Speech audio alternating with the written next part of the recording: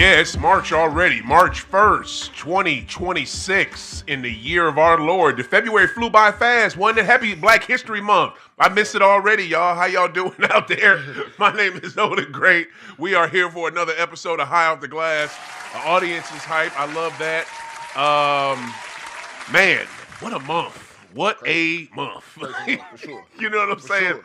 I am blessed today to be joined by the host of Price Check Pod, your favorite St. Louis Billikens men's basketball sideline reporter. That would be none other than Josh Price. What up, brother? How you living? What's going on, man? Josh Appreciate is in you the having house. me as always.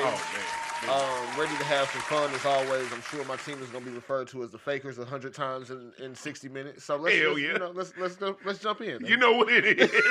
You know what the fuck it is. You know what it is. We shall get into that, most def. But yeah, man. I don't want to start off with... No, we ain't got to start there, but look, we already know how this goes, man. Right, we do. I come here because I appreciate having a Celtics fan to bounce banter back and forth with. That's right. Thank you. That is also not an annoying Celtics fan. Right, So, no, exactly, because I keep it a buck. that's what I try to do with the Lakers. For real. As we'll see later. No doubt. Nice little segue into You know what I'm saying? Not into the first topic because we talking about something totally different, but I appreciate as you. they call it. I appreciate you, man, because you are mad smart, and I appreciate you taking time to even do the show. So that's where I'm at with that. All right, I need to roll up because I got off work at 11:30 last night, and then wanted to for some reason stay up till 4 a.m. watching Miami Vice, the old show from the '80s. I'm tripping. Oh man, you went deep in the old school. That show was so. Here's the thing, right? I'm on this kick right now. Every show that I liked from back in the day, I'm trying to straight buy it. I'm not into this streaming shit because 80% of the time they're gonna charge you to watch that show. Knight Rider charge you. Yeah. Miami Vice charge you. Hell, Cosby Show charge you. You know what I'm saying? So my thing is, I'm trying to buy these effing shows. I got a lot of them already. Just got Miami Vice. I need to find a different world in Cosby Show. Now, I don't know how long it's going to be on there, but A Different World is streaming on Netflix still. True, and that's the thing. But yeah, I'm with you on the buying it to actually own it versus relying on the streaming apps to keep it. Exactly, because if you rely on the streaming apps, they have the license for such and such time. It's a finite amount of time. It's not forever. Right. You know what I mean? So then after they lose it, then what you going to do? Oh, you got to pay to watch that mug. Yeah. And who's probably going to have it? Amazon. Yeah. Amazon trying to charge me $2.99 to watch every episode of Miami Vice. You can kiss $2.99 an episode? An episode. You can kiss my natural black ass, whoever running Bezos' company. Look, no, go to hell. $2.99 an episode is an extreme example of capitalism in 2026. Bold, bro. And I'm talking about it. Almost every hit show, now this is the other thing that Prime does that's dope because they have that live TV thing. They got a bunch of live TV on there. And in the live TV, you can get a lot of them old school shows. Yeah, but then I got to sit through commercials. I don't want to. Yeah, no. I'm getting the streaming apps because I'm supposed to be able to avoid commercials. So I pay for Prime. Like, what are we doing? Yeah. Like, this double dipping too. Peacock is good for it. Bro, look, man, not to cut you off. Not all of them though. But most streaming apps now have realized like the jig is up for us as consumers. They've realized that no matter what price they set, at some point the average American is going to be bored enough to pay the cost to watch whatever it is that they need to watch, or they're going to be so into like the discourse around a show or something like that to want to pay that. So to the point of Amazon charging you $2.99 an episode for a show that came out 40 years ago. literally is nuts. But also you think about like the fact that we have to pay more for the version of these streaming apps without ads, when the entire purpose of the streaming app's existence is to provide you a viewing experience without commercials. Oh my God, dude! So we've come full circle. Full effing circle. It's mind-boggling. It's infuriating.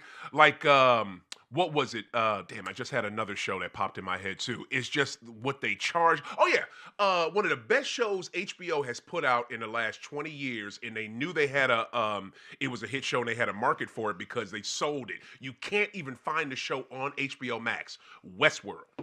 You cannot find Westworld. They straight sold that mug to HBO, to Amazon Prime and whoever else would pay for it. And you go to I got DirecTV. I want to watch Westworld, right? Type it in, $2.99 an episode. I go to freaking Amazon Prime to watch it, $2.99 an episode. Y'all can kiss my natural black ass. Per episode. That's why I bought that motherfucker. I own it. I own Westworld. At that in point, 4K. I'm happy. Just buy the seasons outright. Have them shipped to you, Blu-ray, whatever. At that point, it's something for real, y'all. It's so much. You save so much. You save money. You save headaches. It's just bullshit. Oh, quick side note before we move on from the streaming thing. Go ahead. I understand where we are as a society on Bill Cosby, but why is the Cosby Show not more accessible? That's a great question. But okay. Probably because of licensing and stuff like that. You can watch it for free on Grio. I remember we talked about that last year. Grio TV, which I think is the best place to watch it because they don't edit it. Okay. You watch it on TV One, the only two black cable stations. TV One edits it. So I like watching it on Grio, but those two places they edit it. It's stupid. I don't know why they do. I think they just do it basically a price just to fit in more commercials. That's all it is. That's crazy. It's again, I won't spend too much time on this, but Felicia Rashad, one of the best TV mom performances we've ever had in the history of TV. Malcolm Jamal Warner, RP to him. That's the man right there. That's the man. That should be a reason enough alone for it to be somewhere for free. You ain't lying. And then not to mention all of the young actresses that were in that show. No doubt. Lisa Bonet, Raven Simone as Olivia. Keisha Knight Pulling. Like you got actress on top of actress in there. Tempest Bledsoe. Gosh, like this again. I think Sandra LeBeau was she was the oldest. She was the older. Sandra. Yeah. No, yeah, Sandra, but her real last name is LeBeau, and I forget her first name. But yes, the oldest daughter. So again, Cosby Show, one of the greatest shows ever created. We don't have to belabor that point, but it should be somewhere for free. And the messed up part is right. I tried to get it, and I was looking for it so tough, I couldn't find it because I don't like buying. I only buy seasons of shows if it's episodes where I can't watch no more. Because 30 Rock is one of my favorite shows. And 30 Rock, shout out to Tina Fey. That woman is a goddamn genius. Man. They did live episodes on 30 Rock when it was on NBC. But for some reason, she thought the live episode she did was kind of racist. So you can't find them on streaming services. So I straight bought the seasons that have the live episodes just so I can watch it. That's how serious it is. But I'm looking for Cosby Show, the entire show, could not find it. And the only thing I was able to find was the Bill Cosby Show, which came out in the 70s. The first, like some show where he was like a gym teacher or some shit. I only seen like clips of it. It wasn't around when I was a kid. There you go. That's it. Thank you, Just. I need to buy that, motherfucker. Yeah. Thank you, Justin. I need to buy that. The kids these days will never understand. Excellent by him. Will never understand. Oh my God, I need to buy. Hey! Come on now. I need to buy that shit so bad. All right, let's get. I love getting off topic. I don't give a fuck. You know what I'm saying? This is high off the glass. Just Josh know how it go here. Yes, sir. We get off topic and we get right back to it. All right, so I gotta say this. Friday's game against the Cleveland Cavaliers, who had their two best players out, and the Detroit Pistons, who are showing me they still ain't ready. Had a epic showdown Friday. Did you watch any of that game? I caught the entire second half of that. Bruh! Beginning to end. That game had everything. Everything. And shout out to Cleveland, man. No Donovan Mitchell, no James Harden. And you balled. Balled out. You balled. That Tyson dude, Sam Merrill. You know what I'm saying? Allen finally did his thing. I tip my hat because I am not a believer in the Cavs in that way. But right. At the same time, I got to give credit where credit's due. They definitely had a hell of a win on Friday against, the team that has been the best team in the East from start to finish so far. This season. So I was just, I was taken aback, and I just, we can do. I mean, the game had a 12-minute horn delay, went into overtime. The Cavs had the game won like at least twice, and then blew it off of mistakes. Schroeder goes to the cup, throws a layup up, goes up 2, but then makes a blunder on the other end. It's just, it was so many ebbs and flows. Who's gonna win it? Who wants it? Cade Cunningham fouls out. He fouls out of the game, and Detroit still finds a way to tie it up because, forgive me for not knowing this brother's name. I've never seen him before in my life. He freaking goes to it's point something seconds left. He's beyond half court. For some reason, Evan Mobley, dumbass, tries to foul him, but he fouls him too late. And boy sensed it and throws the ball up. Now, Charles Barkley on Inside the NBA didn't like the call, but it's the right call. You know what I'm saying? No, facts. You know what I'm saying? They're down 3. This dude gets fouled. Evan Mobley tripped. He goes to the free throw line. I don't know this dude from a can of paint. Nails all 3s, nothing but swishes, and then they go into overtime. I know Evan felt like a dumbass. And then, on top of that, Evan has the chance to win it in overtime. He has 2 looks at the shot, damn near at the top of the key, and chokes. Yeah. And, I couldn't believe it, bro. I could not believe it. That also leads into my disbelief in the Cleveland Cavs. Go ahead. Even before they got James Harden. Right. Not so. The fact that you've now added a man that we know for sure is going to fail you at some point in the playoffs. Right. Don't feel great, but I will say their role players showed me something. Role players showed me that they can respond in some adversity. Yes. Again, dumb foul by Evan Mobley, but teammates pick you up at that point. But no doubt. Going to Detroit for a second, even with all of them losing this game aside, I always felt like it was going to be tough for them because there is not a guaranteed number 2 from a scoring standpoint. Thank you. Boy, you behind Cade. You know what the fuck you talking about, boy. It's real tough. Like, think about all the NBA champions we've ever had. Usually you got to have a couple dudes that can go get you 20. You think? Usually you got to have a couple of them. If you're lucky, you got 3. He got Karis LeVert. That's it. Yeah, like I love how Jalen Duren is playing, but Jalen Duren is not the type of big that you're just gonna dump it down to and go get 20 to 30 a night. Like that's not how it's gonna work. Josh, I'm shocked as hell that Duren cannot back nobody down. He can't post anyone up. How are you a big man in the NBA and you don't know how to do I learned that shit in 3rd grade. So here's the thing. I don't get that, fam. I think that's just a symptom. That's a weird. Symptom of the style of play now, right? Because you just don't have teams that are running legitimate like post up sets anymore. Denver do with Joker.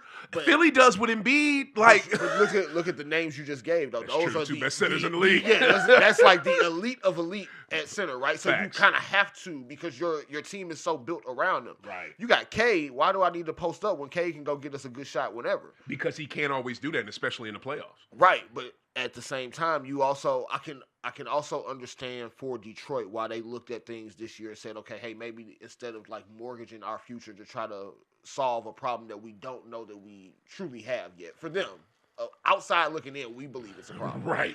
But for them, they could be looking at it as, hey, why mortgage our future now when we might be able to address this in the offseason if we even need to address it? Let me ask you this. Yeah. Do you think, and I'm going to throw another team in there because when you said mortgage our future, it brought me right to this team. Yep. Houston Rockets. Yes. Do you think Houston made a mistake because they did that exact same thing?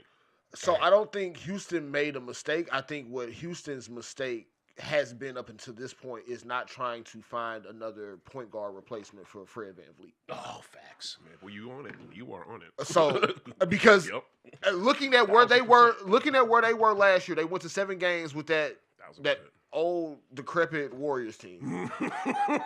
Which of course some people look at as, that's a win in itself. They got some playoff experience. If you really look at that series, that's a series they should have won. True.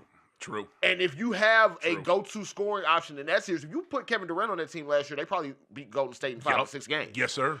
Yep. So I can understand them exactly doing what they did because also if you look at what they gave up for KD, they gave up Jalen Green, who they did not believe anymore was part of their future. I thought they did. I think they knew, especially during that playoff series when they still needed a go-to scorer and they had him. Yeah. We just gave you $30-some million and we can't count on you when it's nut crunching time. We kind of the writing's on the wall. Yeah. You gave up Dylan Brooks, who was going to be on like a 2-year deal from that point on. Though. He was a huge part of that team. Huge, but at the same time, if I got Amen Thompson, I've got Tari Easton, I got Jabari Smith, Dylan Brooks should be expendable. and you gave up some picks that weren't yours. So I can understand them making the move for Durant. What baffles me is coming into the season knowing that you are also relying on a 37-year-old Kevin Durant. Right. Go as soon as Van Vliet goes down, you don't necessarily have to mortgage your future, but you go make a move to make sure you got some point guard coverage versus relying on Amin Thompson to be a pure point guard or relying on Reed Shepherd to do that. I mean, Reed has kind of been doing it, and he got a shot. You know what I'm saying? But he's not a facilitator, though. That's what I'm saying. So I would much rather have an organizer in that spot, like thinking of what Chris Paul was supposed to be when he went to the Rockets some years back. If you could have a player like that, that's gonna be like, okay, look, we are down 4. let's make sure we get the ball in KD's hands here. Versus Şengün forcing up some terrible turnaround or y'all forcing a 3 with somebody who's a non-shooter. Like, it's just those little things to where they're gonna win some games and be very tough to beat in the regular season. Right. But when you can lock in for 7 games with them, it's going to be tough for them to respond not having that person in that type of spot. It really is. And I 100% agree with what you're saying. I want to take it back to the Pistons, though. Yeah. Because to me, you want this? Right on. To me, I thought the Pistons were ready. Yeah. And I don't think so, fam.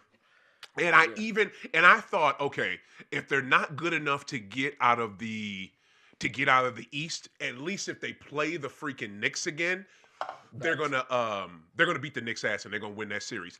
I don't even think that anymore because what is it? The Knicks have too much firepower. The Knicks get in their own effing way, and last I checked, at halftime, they were up on the Spurs by 10. Feel free to check that score because I would love to know what's going on with that game. But I just think the Knicks are better than we think they are. Amin Al-Hassan has been saying it. And I like Amin. Sometimes he says some dumb shit. He can say some outlandish shit sometimes. He says some outlandish shit, but this I agree with. And I know he's a Knicks fan. He's low-key from New York. But I really think that this Pistons team does not have it. Like, how do you think you're going to win a series against a better team or a team just as good as you when you legit only have one scorer? Like, it doesn't make any sense. Yeah.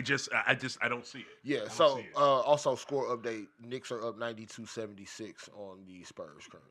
Like my goodness. Yeah. You know what I'm saying? And if you put a gun to my head and made me bet on that game, I'm taking the Spurs. I would have took San Antonio. You know what I mean? I didn't have the Knicks being up by double digits. You know what I'm saying? They up damn near dub. You know what I'm saying? And I get it. They're in Madison. They're at MSG. But, like, the Knicks, and I don't like Mike Brown as a coach. I can't stand him. But the Knicks are good enough to come out of that East. And I'll be honest with you. I'll even say this because you said it earlier, and I keep it a buck. Even if they play Boston with JT, I only think that Boston could beat the Knicks this season if JT was there all year. If JT was there all year and not coming off this serious-ass injury, I think Boston could beat them. But number one, you shouldn't come back. But number two, if you do, I think they still lose to the Knicks. I really do. Well, and I think the problem that you have if you're the Celtics in that series is, yes, you would be getting Jason Tatum back, but to your point, to only have this amount of runway before having to get into playoff mode, coming off of that injury is kind of crazy. It is. So I am in agreement with all Celtics fans when they say I think JT should just hold off until next year, but I also understand how he's wired, and it's like, if I can play, I'm going to come out here and play. And I get it. And look at his team. Like, he's like, shit, they're good. We're number 2 in the East. Yeah. Why I should bust my ass to come back. I get why he's doing it. Yeah, so, I mean, I think he should definitely stay out, but I also understand the drive to come back given what the East has looked like all year, and especially, again, we said it, the Pistons have been at the top spot all year, but we don't believe that in a 7-game series is going to be something that you really can definitively say they're going to be able to win out 3 times that way. Word. You are asking Cade to have a historic, like, level playoff run for that. You are. He's going to have to. Yeah. He's going to have to. He's going to have to play on GOAT level to do that. You know because, I mean, as quiet as it's kept, we always kind of talk about, as a conference, the go-to phrase is that the West is usually better than the East. Mm-hmm. I think that you typically have a lot of good teams more consistently in the Western Conference. Mm-hmm. But this year specifically, I think the East is a lot more like close and packed together in terms of teams that can actually come out versus the West. I just think you got a lot more flawed teams in the Western Conference than you typically do. You do. I love that. I love that take because it's been like that for years. Western Conference for the NBA. But this year, this East they're dumb deep. They're crazy deep. And I guess we do an NBA talk early, so we'll just knock it out now. What is it? You really and I get it why you don't trust the Cavs and you don't believe in the Cavs. Yeah. But man, if they're healthy and not scary, and that's the thing with them.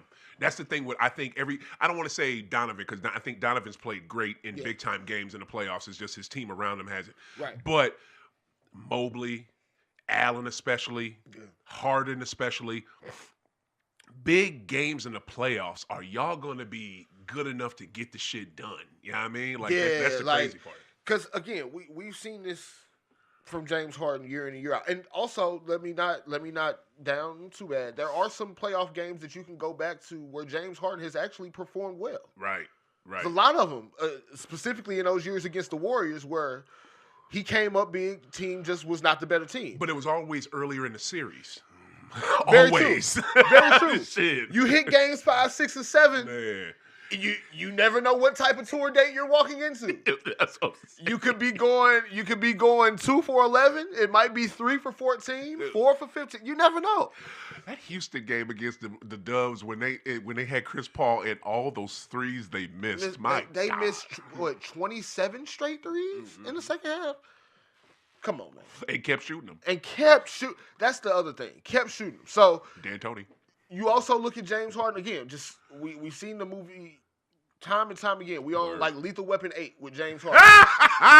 Like Lethal Weapon 8. We are on like Lethal Weapon number 8 with James Harden. Hell no. It is going to hit a game where it is close, where you need him to come up big, and he is either going to shoot poorly or he's not going to shoot. And are you going to have enough? Cleveland is talking themselves into it the same way we saw the Clippers do it, the same way we saw Philly do it. Well, if he had those games, we got Donovan Mitchell to kind of make up for it. Yep. But it's going to also be one of those games where you're not expecting Donovan Mitchell to fall short, and James Harden is supposed to pick him up, and he's not going to be there to pick him up. That's it. I concur 100%, and the only reason I'm even saying that is history in my eyes. You know what I'm saying? So like we've seen it. We've seen it 24/7. We've seen it forever in his career. But I will be happily shocked if it. I will be happily very surprised. I'm not going to say shocked because I'm saying it right now. I will be happily very surprised if this year he does show and prove like we want to see him do. Because for some reason, bruh, this team he's on might be either, besides the OKC teams I don't put in it, but that Houston, Brooklyn, Philly teams. He's kind of been like the guy. You know what I'm saying? Yeah. Every team since OKC, this might be either the best or the second best team he's been on. So maybe, and to him and how your boy Bron is, and how a lot of players are in this league, if you have a team that's mediocre, you go halfway. If you have a team that's dope and you think can win it, you go hard. You know what I mean? So I'm really thinking that he might show his ass, and because he won't be so scared to do so. You know what I mean? That's what I'm thinking. You know, ironically enough, it would kind of be a cool story to see him kind of finally get over the hump. Right? Yes, it would. Yes, it would. Very cool. Again, I don't have the confidence in it, but at the same time, I'm not rooting against it either. Right? I would love for him to make that happen. But Cleveland is the type of team that if he is ever going to make that happen, it would be a team built like this to where, okay, if you are having an off night, you still might be able to get 30 and 5 assists out of Donovan Mitchell. You still might get a couple double-doubles out of Allen and Mobley. Like you have more room for error than some of these other teams where like Philly was not only relying on James Harden, you were relying on Embiid to stay healthy for 3-4 rounds. Yeah. The Clippers, you were relying on health from Kawhi Leonard and a lot of other wild cards. So like, right. you might have a tad bit more reliability with the guys outside of Harden now, to where if he does have some of those shortcomings, it might not be as drastically felt for his team. Right. As the past. I believe it. All right, I got to say this. I want to jump in real quick because I meant to start the show with this, but today's Black History fact, I'm going to start doing this for every day I do a show throughout the year. This is a new segment that I'm going to do, and I'm just going to mention what today's Black History fact is, because shout out to Toys Go in Chesterfield Outlet Mall out there where the Nike store is. Shout out to James Williams. That's the brother that owns that spot. His store is awesome. I go there every year to get my calendars at Christmas time, or like right after, right after Christmas, so I get that young sale. And he always has some great Black History calendars, and I always grab them. The one thing I like to get to for my daughter is that one where my mother used to give me this back in the day, that word calendar, and every day you rip off a word, you know what I'm saying, and it has a word in the definition right there for every day of the year. Yeah. You know what I'm saying? So they didn't have that this year, but I was mad. But anyway, today's Black History fact. March 1st, 1975, Richard Pryor wins the Grammy Award for Best Comedy Recording for the album This Nigga's Crazy. And it's not. Let me say it right. This Nigger's Crazy. That was his album. My mother had it. My uncle had it. That is a classic record. That is what that is for real what put Richard on the map. So we got to give him his props. 1975, March 1st today. So yeah, got to give that up. All right. So one of my favorite subjects that I couldn't wait to talk about. Man, that historic, was it? No, historic. I don't want to be hyperbolic. That historic C's beatdown of the Fakers last Sunday in Staples Center / whatever the hell they call it now. Crypto, what do y'all call it? I don't know what y'all call it. It's still Staples Center. Yeah, I mean, it better be. Shit, it's still Staples Center. That's the house that Shaq and Kobe built. But, you know what I'm saying? I don't know what the hell they call that building, so we're going to call it Staples. They got their ass whooped by my team. You know, here's the thing, right? I don't know why my mind just went to this, but Jaylen Brown showed his ass. But Jaylen, if you want to be MVP, how about you shut the hell up? You know what I'm saying? Like, stop talking about it, my dude. Just let your play do it. That's how GOAT did. That's why GOAT is forever better than Bron, because Bron always has to say, I'm the king. And putting crowns on his me, because Bron, king. GOAT never did none of that shit. He just killed motherfuckers. You know what I'm saying? So, JB, how about you shut the hell up and keep balling like you did? But the game was dope. Tell me what you thought, because we whooped y'all ass. I mean, it is what it is. Peyton Pritchard has high games. Yo, PP went off for y'all. He only has good games against the Lakers. No, that's bullshit. He will kick a lot of teams in the league ass. Right. He good. Don't front. We're going to watch him in the playoffs. Don't front. 3 for 12 in a must-win game. Are you crazy? Watch. Just wait on it. Just wait on it. Price, the year we won the chip, he had great games in the playoffs. Feel free to look that up. But last year, y'all was a little. The whole team played bad in the playoffs last year. But again, not just him. Everybody can have their championship run from 2024. We can have that. Peyton Pritchard has his best games against the fucking Lakers, of course. But it was what the Lakers season has been all year, where when we are matched up with teams that have better than just like making the playoff aspirations, we come up short. When we are playing teams who are going to be like play in and below, we look great. Partly because we don't defend at any level. Oh my God, y'all just staying there. DeAndre Ayton is a 7-footer that does not rebound, that does not protect the rim, that does not play strong through contact. His comments talking about hate on Clint Capella, that stupid motherfucker. So hold on, look. He dropped the phone. Here we go. He said, I'm not Clint Capella. And you're right, DeAndre Ayton, you are not Clint Capella. This Lakers team with Clint Capella probably would be 5 or 6 games better in the win column, if I'm being completely honest. Get him, bro. Clint Capella has been playing spot duty in Houston and looking better than you playing starter minutes in L.A. Get him, bro. What are we talking about? Clint Capella has made multiple Western Conference finals. He's been a starting caliber center on teams that have been looked at as true championship contenders. And you, DeAndre Ayton, played 1 NBA Finals and let Giannis come back on a hyperextended knee and little boy you. Yes, he did. Then You followed that up by getting ran out of Phoenix the following season, putting up 7 points in a game 7. Playing with CP3 and KD. You've managed to play with both Chris Paul and LeBron James, and you've been alienated by both. Two guys who are willing passers, two of the most willing passers the league has ever seen, don't want to give you the ball. I wonder why that is. What the fuck is that? I wonder why that is. Now, Luka Doncic, love you. Great player. But guess what, buddy? We can't cry on every call. We can't do it.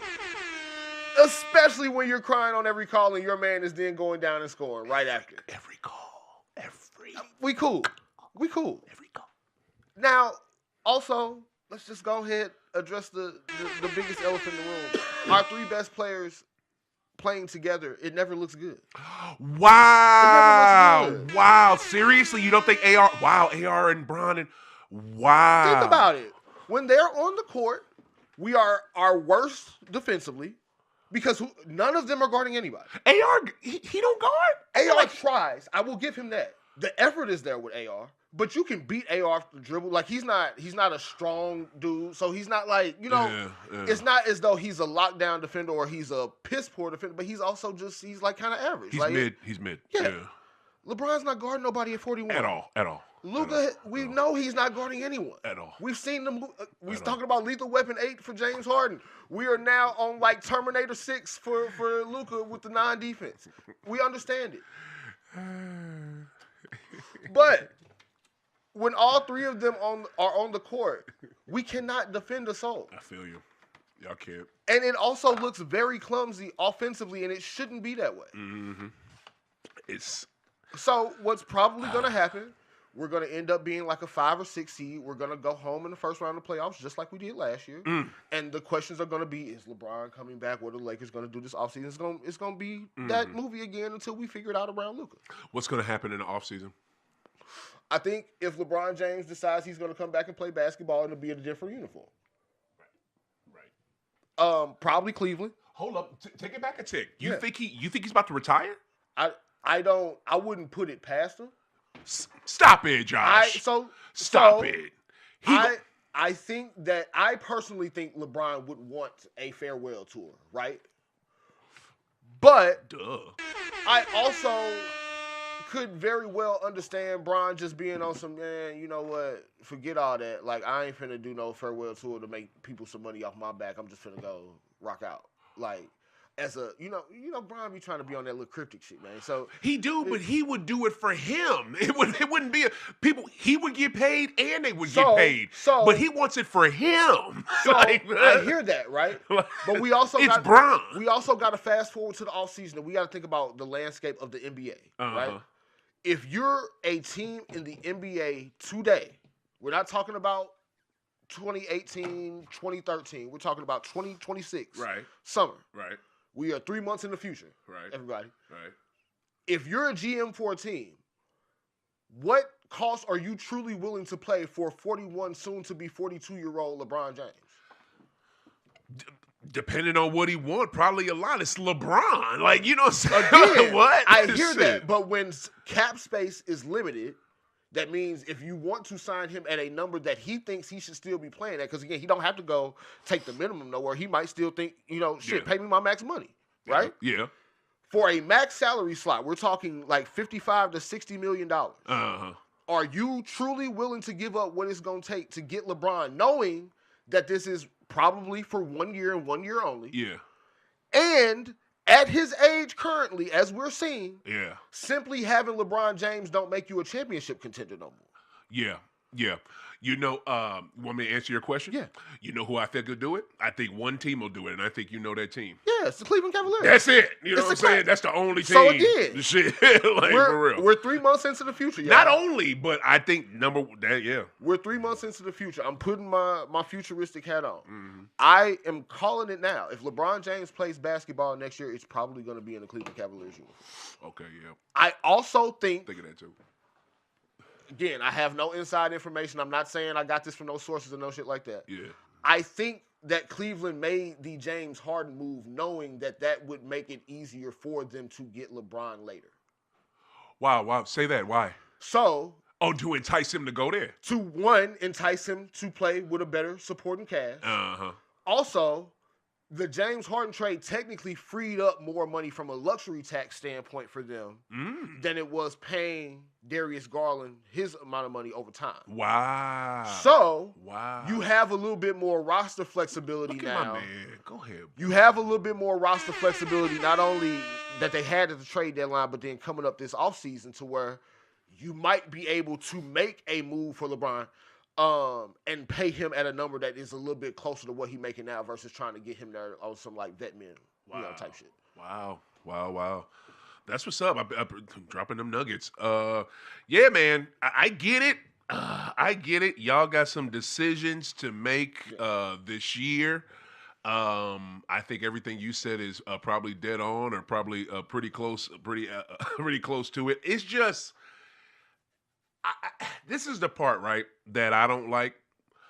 I don't like when people say, and this I'm taking it to Luka right now. Yeah. See, this is what Nico was talking about. This is why Nico traded him. This is why Nico. Please. First off, miss me with that Babbage. Okay, shut up. you shut up. Please. Number two, he didn't make that trade. The goddamn ownership wanted him to make that trade. Shut up. Yeah. Nico dumbass failed in not getting adequate compensation for dude. That's where he messed up. Go. Yes. But it's just wild that you have Luka, LeBron, and it's not working out. But it makes sense because we low-key thought this before. They're both two ball-dominant players. So, and I just got to say this one part. How your boy will not, and I get it, he's 40 years old, but how him and Luka, and especially Bron, just stand around on defense. Like, that is just so disrespectful to the game. Like, come on, man. What are we doing? It is one thing. The fuck? So, again, because I always have to preface this for people who maybe have never seen me on the show, have never heard me talk on this topic before. I am a pre-LeBron Lakers fan. And Bron, hold on, let me ask you this though. Yeah. Aren't you a Bron dude? No, I was always a Kobe fan. I'm not. Oh yeah, that's right. That's my fault. We've been talked about. I'm that. I'm not a LeBron hater. Yep. By any means. Yeah, you a Kobe dude. Because I also, whether you want to say his intentions were pure or not, he was the only free agent we got in the 2010s. So he signed up for it when that shit wasn't cool. So props to you for bringing the championship. Bron don't really owe me shit as a Lakers 2020, fan. Yeah. But from the standpoint of like the GOAT conversation, right? Yeah. LeBron fans specifically, the LeBron stans, it really is baffling to me that we at once say LeBron is the GOAT, but then we'll make statements like, well, why are you expecting him to be out there, trying to lock up defensively at 40? Well, he's on the court at 40. Right. You're playing basketball. Thank you. Now, granted, again, I understand that there's going to be some player decline at that age. Right. And please don't hear me wrong. By me saying that LeBron has some player decline at 41, am I calling him ass? I'm not calling him trash. Right. None of that. Right. LeBron is great, bro. His legacy's cemented. We don't have to talk about that. We don't have to argue that. We don't have to argue that. But if we're talking again, basketball, March 1st, 2026, for real, we know LeBron is not the player that he was in 2018, 2013, all these prime years that we think back to when we talk about LeBron. Well, that's human evolution. It is what it is. So that's why I asked the question when it comes to this offseason and my thought of he might just decide to retire kind of shockingly or suddenly. Mm-hmm. If you don't have a team to go to, but you don't really want to go back to LA, what else you supposed to do? Right. People have talked about this potentially being Jordan's dilemma in 98, right? Jordan said on The Last Dance that he would have come back had he known the Bulls were not going to be basically rebuilding, right? No, he was only coming back if Phil was coming. Well, Phil was gonna be there. So if Phil was there, coming he would have and been they there. knew they were going for championship aspirations, he was coming back. 99. Yeah. Which lets me know, as a basketball fan, hearing that he felt he could still play again. Yeah. But he wasn't trying to do it for nobody else but the Bulls at that point. But the Bulls were clearly telling you, we'd rather go do this other shit. Yeah. Yeah. What you supposed to do? Yeah. He ends up retiring, and a few years later, he got that itch bad enough to where he put the Wizards jersey on. But bring it back a tick, though. It's not that he couldn't find another team to go to. He's GOAT. He could Again, like, but again, so it's not so slightly different. Slightly different dilemma for Jordan versus and LeBron. Again, if Phil was coming back, they all would have been there. But, all of them. But here's exactly what the options are going to be. Except maybe Scotty. Here's exactly what the options are going to be for LeBron. The Lakers are going to say, hey, LeBron, you can come back here if you like. Yeah. We can't pay you $60 million to do it, Yeah. but you can come back here. Yeah. LeBron's going to say, hey, I want my money. Yeah. Cleveland. Yeah. You can come back here. Right. Optics-wise, do you care what it look like? Probably not. You're LeBron James. You're going to be king. It's going to be a homecoming home. All that, get to retire, a Cavalier where it all started. All that shit, the storyline and all that type of shit you want. Word.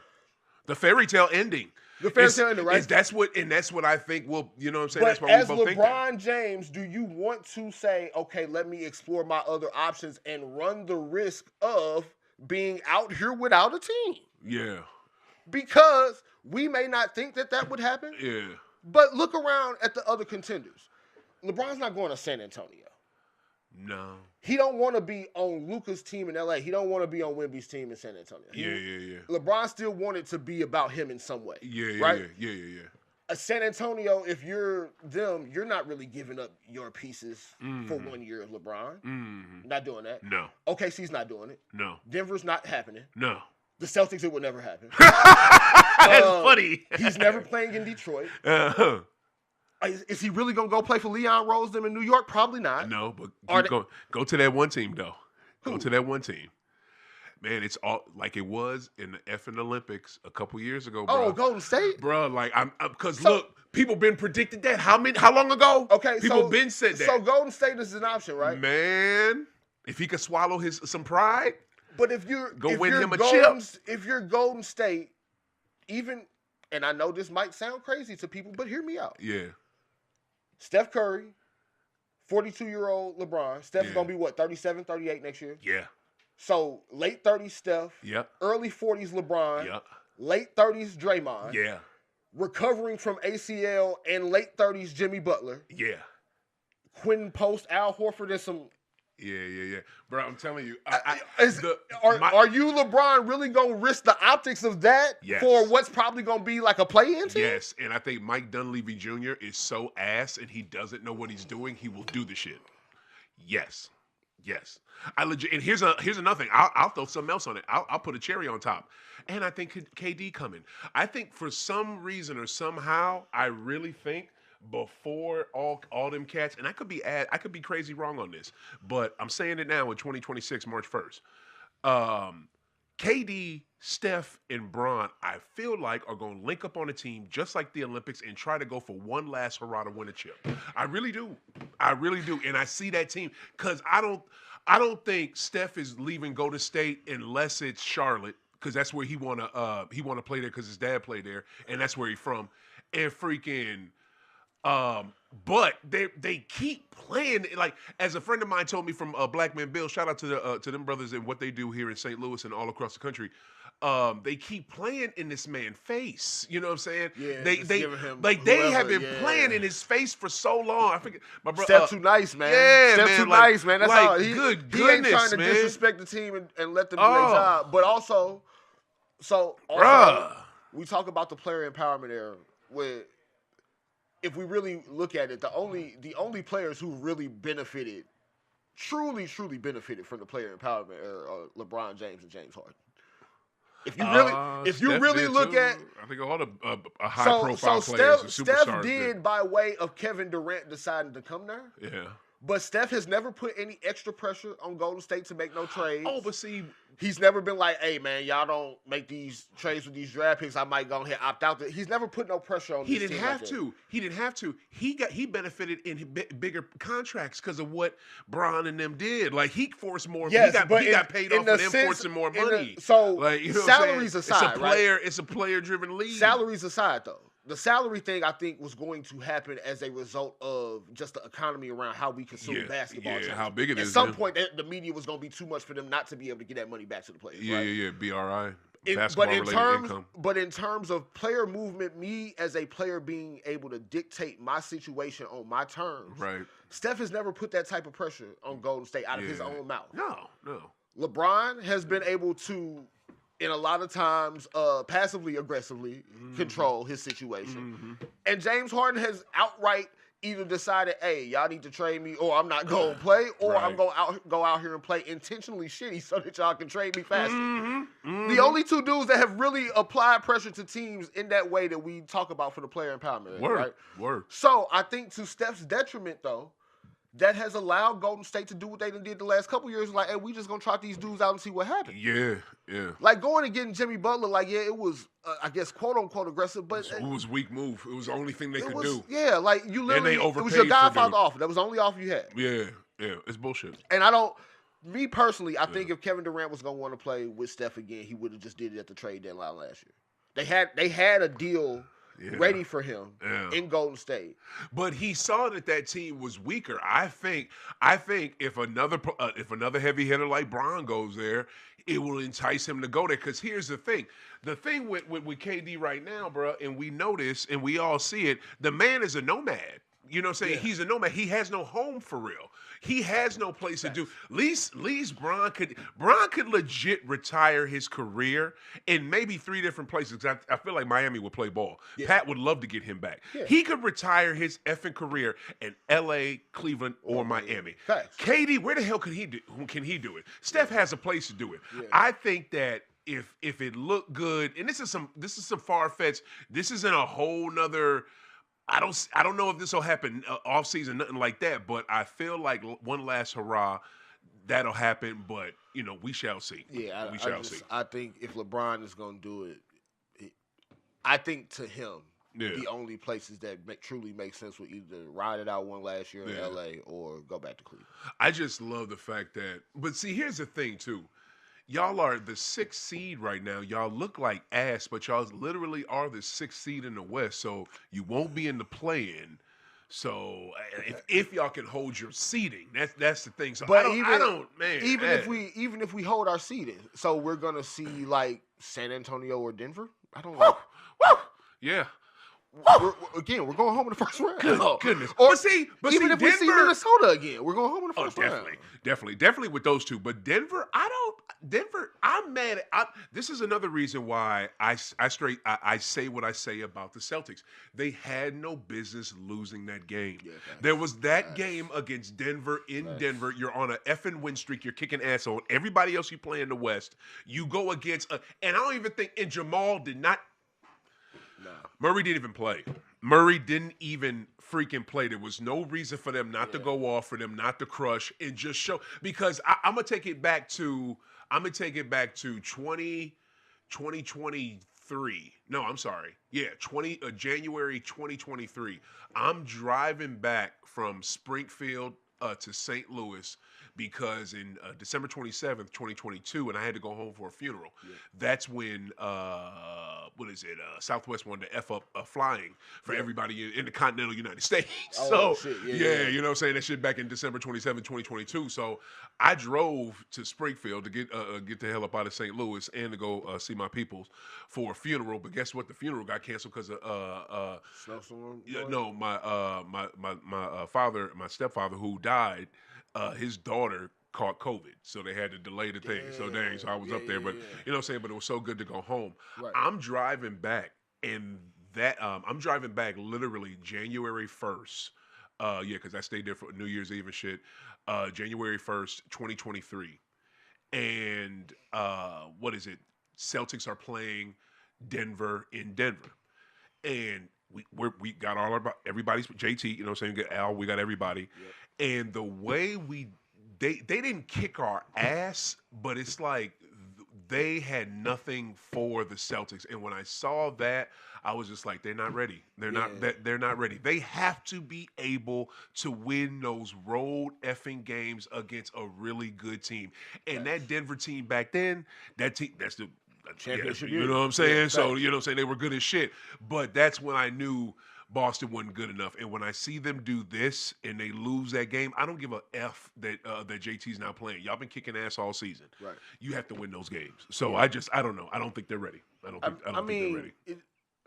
It's interesting with the Celtics, right? So yeah, not ready. I shouldn't say ready. I just think that they're not strong enough. They might be a couple guys short. Yeah, they need it. For real, I think they just one dude short. A healthy, not coming off of that injury, JT. Yeah. You got a fully healthy? What the fuck? Because, I mean, look, crushing. It's March 1st. They don't talking shit. You basically got a month left of the regular season.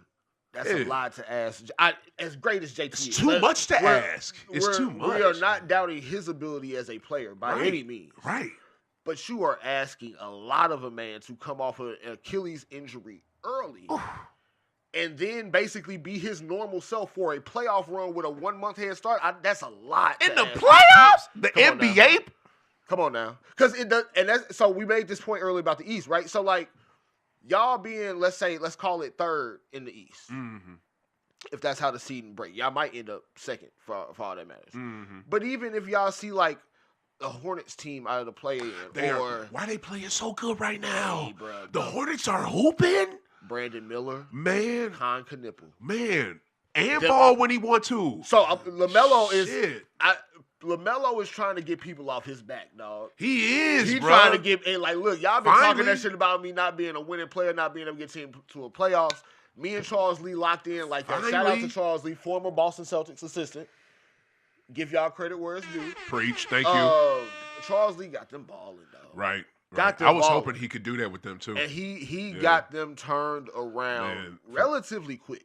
Yeah, I mean? Like, man, because it is a team of young dudes. This is his second year coaching them. It is a team of young dudes. Yeah. Like, so credit to him for getting them playing to this level. No That's not going to be an easy out. At all. Like, even if y'all get them out in, like, 5 games, y'all going to feel them 5 games the next round, right? Facts.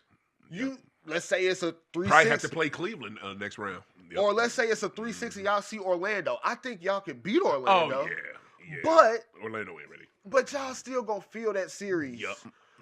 That's not going to be an easy out. I would love to play them in the second round. Oh, my goodness. Right. Like, that would be a great second round series for you to get. I've now not only gotten through the first round and kind of got through unscathed, I can then see that team. Oh, my goodness. Okay, Charlotte, Orlando to get to the what? Yes. Sign me up. Yeah. So that part I wouldn't necessarily be concerned about. But going up against teams like New York, Cleveland, to a much lesser extent, Detroit, that's still a lot of ramping up you asking him to do in a short amount of time, man. I think it's great. What you mean a lesser extent? It'd be even more ramping up to play Detroit. What? Well, no. So the reason I say lesser extent, though, because, again, I think against y'all, in terms of just coaching and, like, matchups, Missoula's going to find a way to make Cade have to allow his teammates to win some games. Oh, yeah. Yeah. That's not a series where I think Detroit's just going to be able to walk over y'all. Yeah. Like, they're going to have to win that in, like, 6 or 7. Yeah. Like that. Y'all still got champions on y'all roster. Right. I ain't gonna disrespect y'all like that. Even though I don't like the Celtics, I ain't gonna disrespect y'all. Good looking. Yeah. You're right. That's again, we asking a lot of Kate. Now, if you're telling me, like, and I doubt that this will happen, but like y'all were to fall into like the 4 seed, y'all got to see Detroit in the second round. Maybe I'm a little bit more worried, but if y'all get like the conference finals and y'all got to see Detroit, please, I'm not worried about that. Yeah, that would be dope. I just and here's another thing too with Bickerstaff Jr. I like dude as a coach, right? I really do, but he's a good coach, but he doesn't make adjustments like Missoula. Like Joe can make adjustments. I've seen him make adjustments, especially since after last season when his adjustment was shoot more threes. Yeah, shoot him. That was fun. Shoot him. Shoot more. Yeah. That was his adjustment. But this season, when you watch Joe, he coaches his ass off, and he makes adjustments within possessions and shit. Yeah. Bickerstaff Jr. don't do that. He does not do that. I don't see Detroit doing it. He's got some decent head coaches. I think he has a ex-NBA player too. I'm trying to remember who it is. But he's got some decent assistants. But Sam Cassell still on y'all coaching staff. Hell yeah. Sam ain't going nowhere. Yeah. Bruh, I said this last week on the show. Do you want to hear the funniest shit with Sam Cassell and Joe Mazzulla? This shit is my shit. I got to try to get through this. I love this fucking story. So fucking Joe Mazzulla went ape shit a couple weeks ago against, I forget who he was playing, and Inside the NBA had the game was on that night, and fucking Joe Mazzulla got so mad at the ref in a call, he rushed and tried to get at the ref. Sam Cassell jumped in front of dude. Fucking Joe Mazzulla fucking his arm shoves dude to the to the bench. I one-armed him, bro. Like he one-armed him like he was in the goddamn in the NFL running back. He one-armed dude to the side and guy was trying to get at the fucking ref. That shit was hilarious. Why Charles Barkley say? Chuck said, "Get in the weight room, Sam. What are you doing, Sam? Get in the weight room, Sam." Bro, I fell the fuck out. That shit was hilarious, dog. Oh my, the way he threw Sam Cassell to the side. I'm telling you, are you looking it up right now? That shit was so funny. All right, let me say this. It's so good. I don't know how I missed this. Man, I don't know either. It was so good. I mean, he tries to get in the weight room, Sam. Get in the weight room. What are you doing, Sam? All right, so look, I want to mention this real quick before we move on. I'm so happy Pat Riley got his statue in front of you. See, he's looking at y'all. I want to show it to y'all, but I don't know if I can show I can't look it up that fast and show it to y'all. I'm sorry. I got it now. Look that up, y'all. That's awesome. Isn't it good? Because it's like he got pushed and then he had to hit the stumble and shit. Yeah, I see exactly why Charles. Yeah, he one-armed him. I see exactly why Charles said get away. Oh my god, it was so hilarious. Get the core exercise. Love that shit. Get it in. Get your core right. Get your core right quick. Get it together. Man. So I am so happy for your dude Pat Riley getting that effing statue. It's long overdue. Man, just seeing that Laker team out on that court, bruh. With their coach, man, that shit just took me back to my childhood instantly. I feel bad for y'all, man, because like y'all got to hear us say the stories. You got to watch it on YouTube, or you got to like to live through that shit, dog. To live through them motherfucking 80s Lakers, how dominant they were. Like, couldn't nobody fuck with them. It was only one team that could fuck with them, and it was in the East Coast, and them motherfuckers playing in Boston, Massachusetts, bro. The Lakers were so dope. Like, y'all don't get it. Y'all don't understand. Cap. Fucking, oh, my God. Big game James Worthy, fucking Byron Scott. My God. Jamal Wilkes. Motherfucking Bob McAdoo. Motherfucking... God damn, bro. Like, Magic, man, I love Magic Johnson so much, man. You don't understand. I love Magic. Magic came to, man, it's a whole nother thing. It's a whole nother thing with Magic. Hey, man. Hey. It's a whole nother thing with Magic. Real quick on Pat Riley. It's a whole nother thing.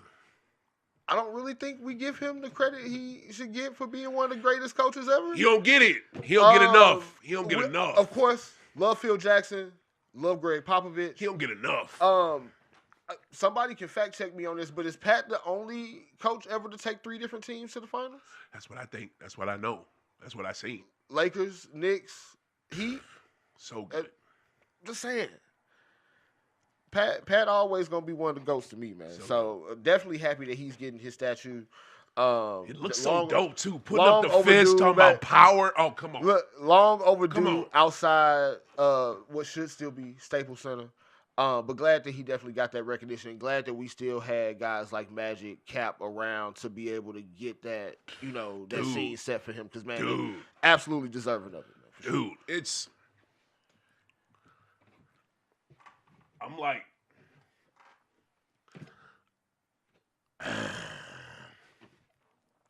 I'm like 5, 6 years old, sitting with my mother and my uncle. Everything would stop when Celtics and Lakers, I don't know why I'm acting like this. I don't understand, but when Celtics and Lakers would play each other, bro, Josh, everything stopped. Remember Coach used to be on the show? Yeah. He said, bro, you didn't watch that shit when you were 5 or 6. Stop playing. You don't understand. And Springfield, Massachusetts, Lynn, Massachusetts, Brookline, Worcester. I don't give a fuck what part of Massachusetts you were in. The shit shut down when those two teams played. Yeah. It was all about them. I remember when 2010, I'm in Sharon, Massachusetts, because that's when where my cousins lived at, and my uncle and his wife, they lived at the time. My cousin was graduating from high school in 2010. Yeah. That was one of the best finals, y'all versus us. And I'm talking about, I went in the backyard at halftime and shit, and the people, and they had a big ass backyard, but I could see the neighbors, like different houses, and their windows were open. Yeah. Everybody had the game on. Yeah, everybody had the game on.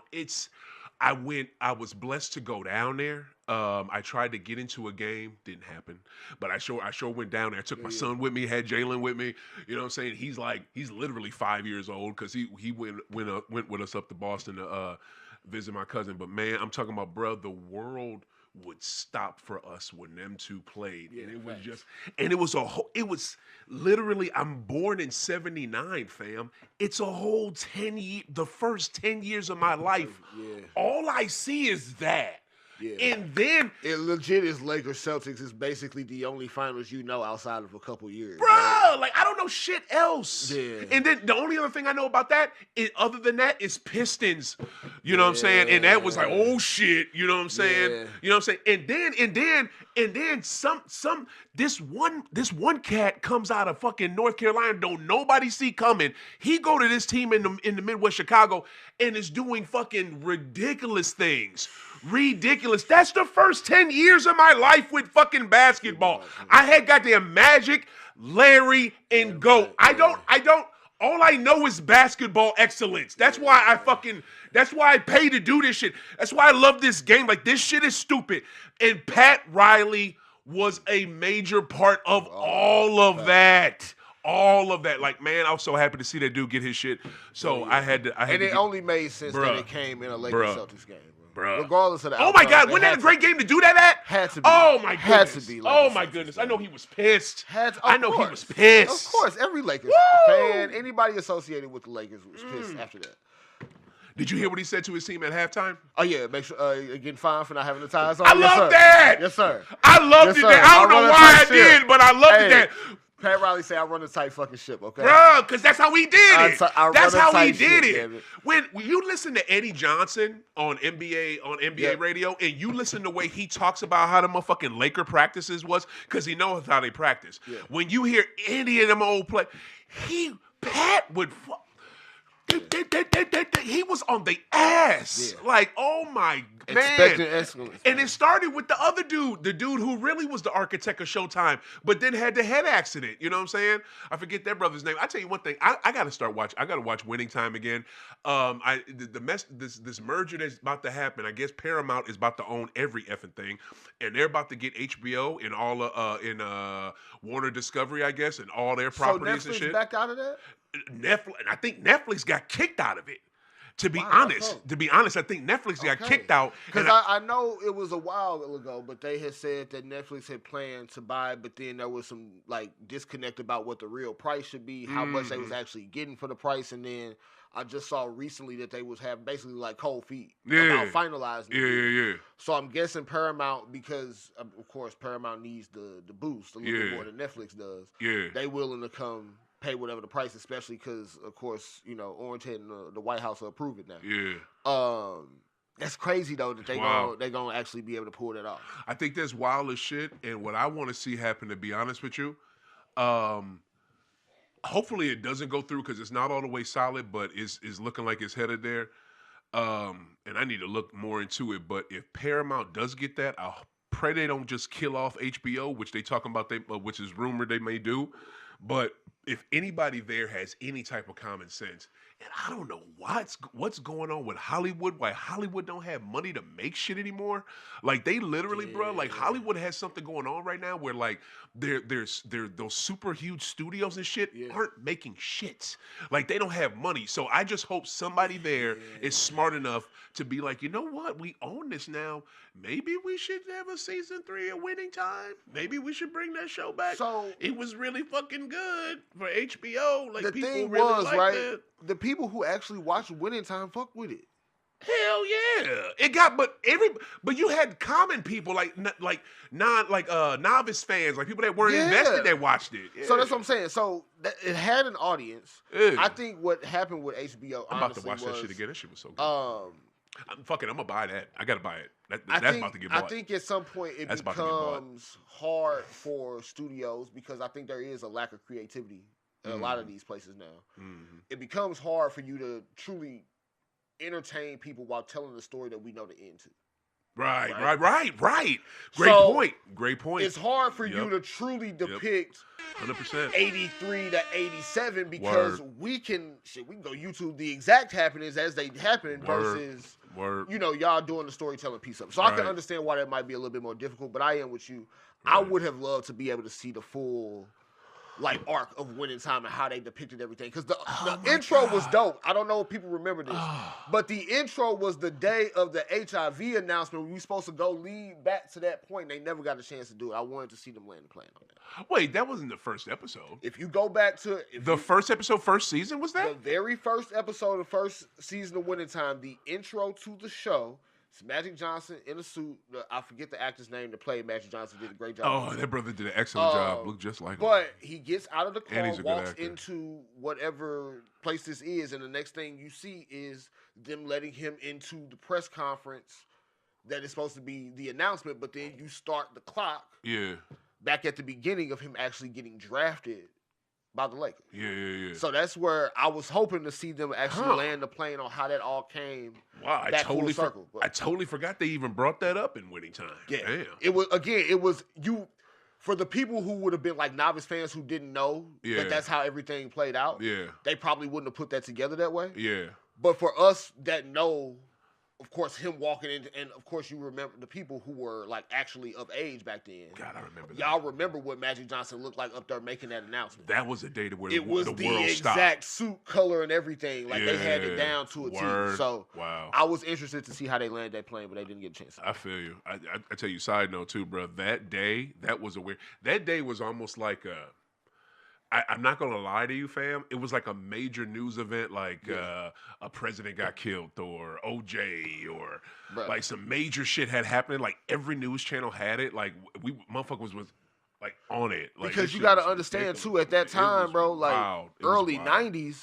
It was wild. You hear somebody has HIV and you think, okay, how much longer does this person have to live? Exactly, man. And thankfully, Magic has been blessed enough to still be here and be able to tell his story and kind of be, an advocate for how to live a healthy life with that. Yeah. But at that point, people didn't know if they was gonna see Magic again. Word. We was sad as shit. We was sad because we didn't know, bro. Like we didn't know. We thought he was gonna be gone. Thank God that man. But here's the thing, right?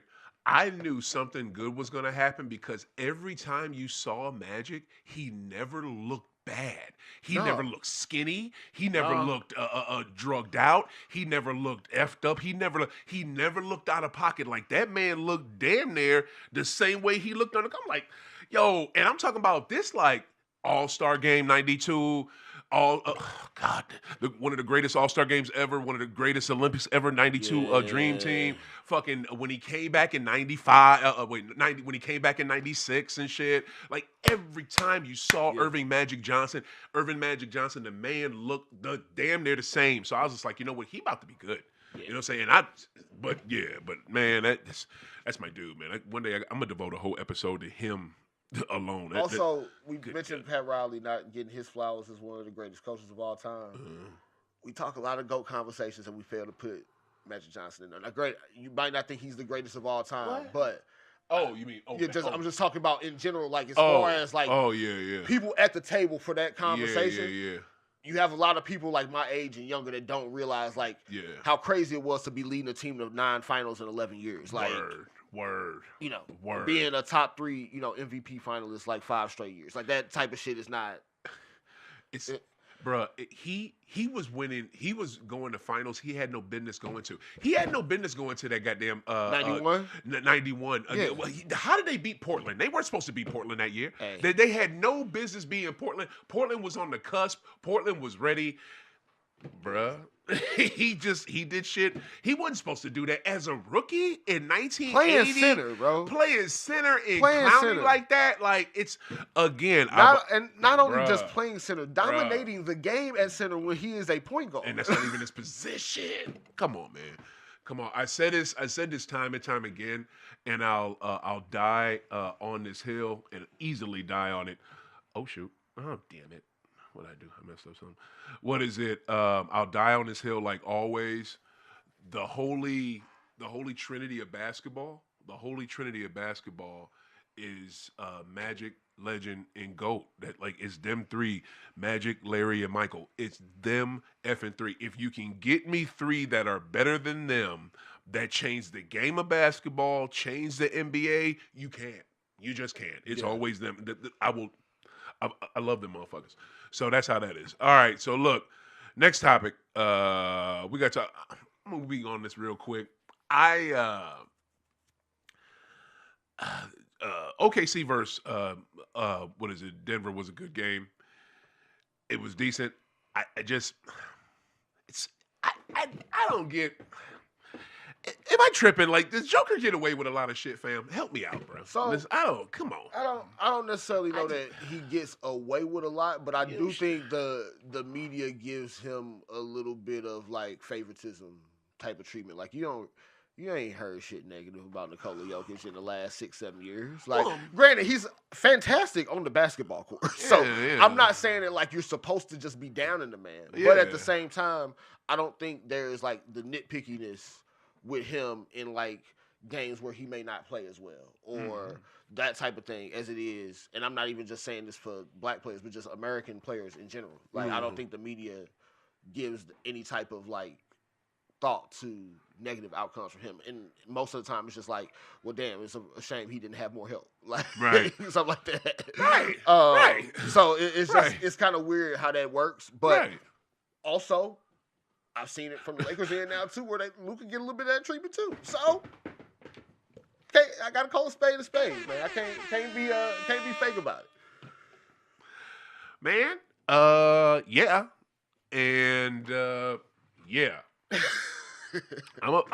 not gonna be fake about it. I'm gonna be real about it.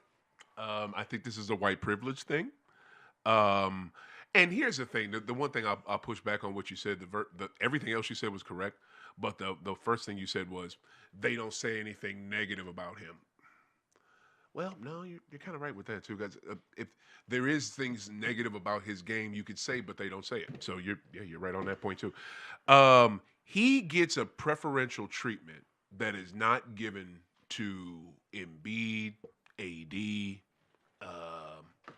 with some other really good bigs. Giannis. Yep. Giannis kind of gets it, but not like this cat gets it. I'm trying to think of some other really good bigs. He gets that. He gets a favoritism that that a lot of bigs do not get. I believe it is white privilege. I think that has a lot to do with it. Media, 100%. But the thing that I don't like, first off, let me say this media part. It was so weird with TNT, right? Mm-hmm. TNT, Inside the NBA, my favorite basketball show, live sports show ever. It's way better. Inside the NFL was dope back in the day. Like, if you ever watched some old episodes from the 90s, Inside the NFL was the shit when it was on HBO. But nothing's better at all than Inside the NBA, even SportsCenter. And the way they came down on Lou Dort for clipping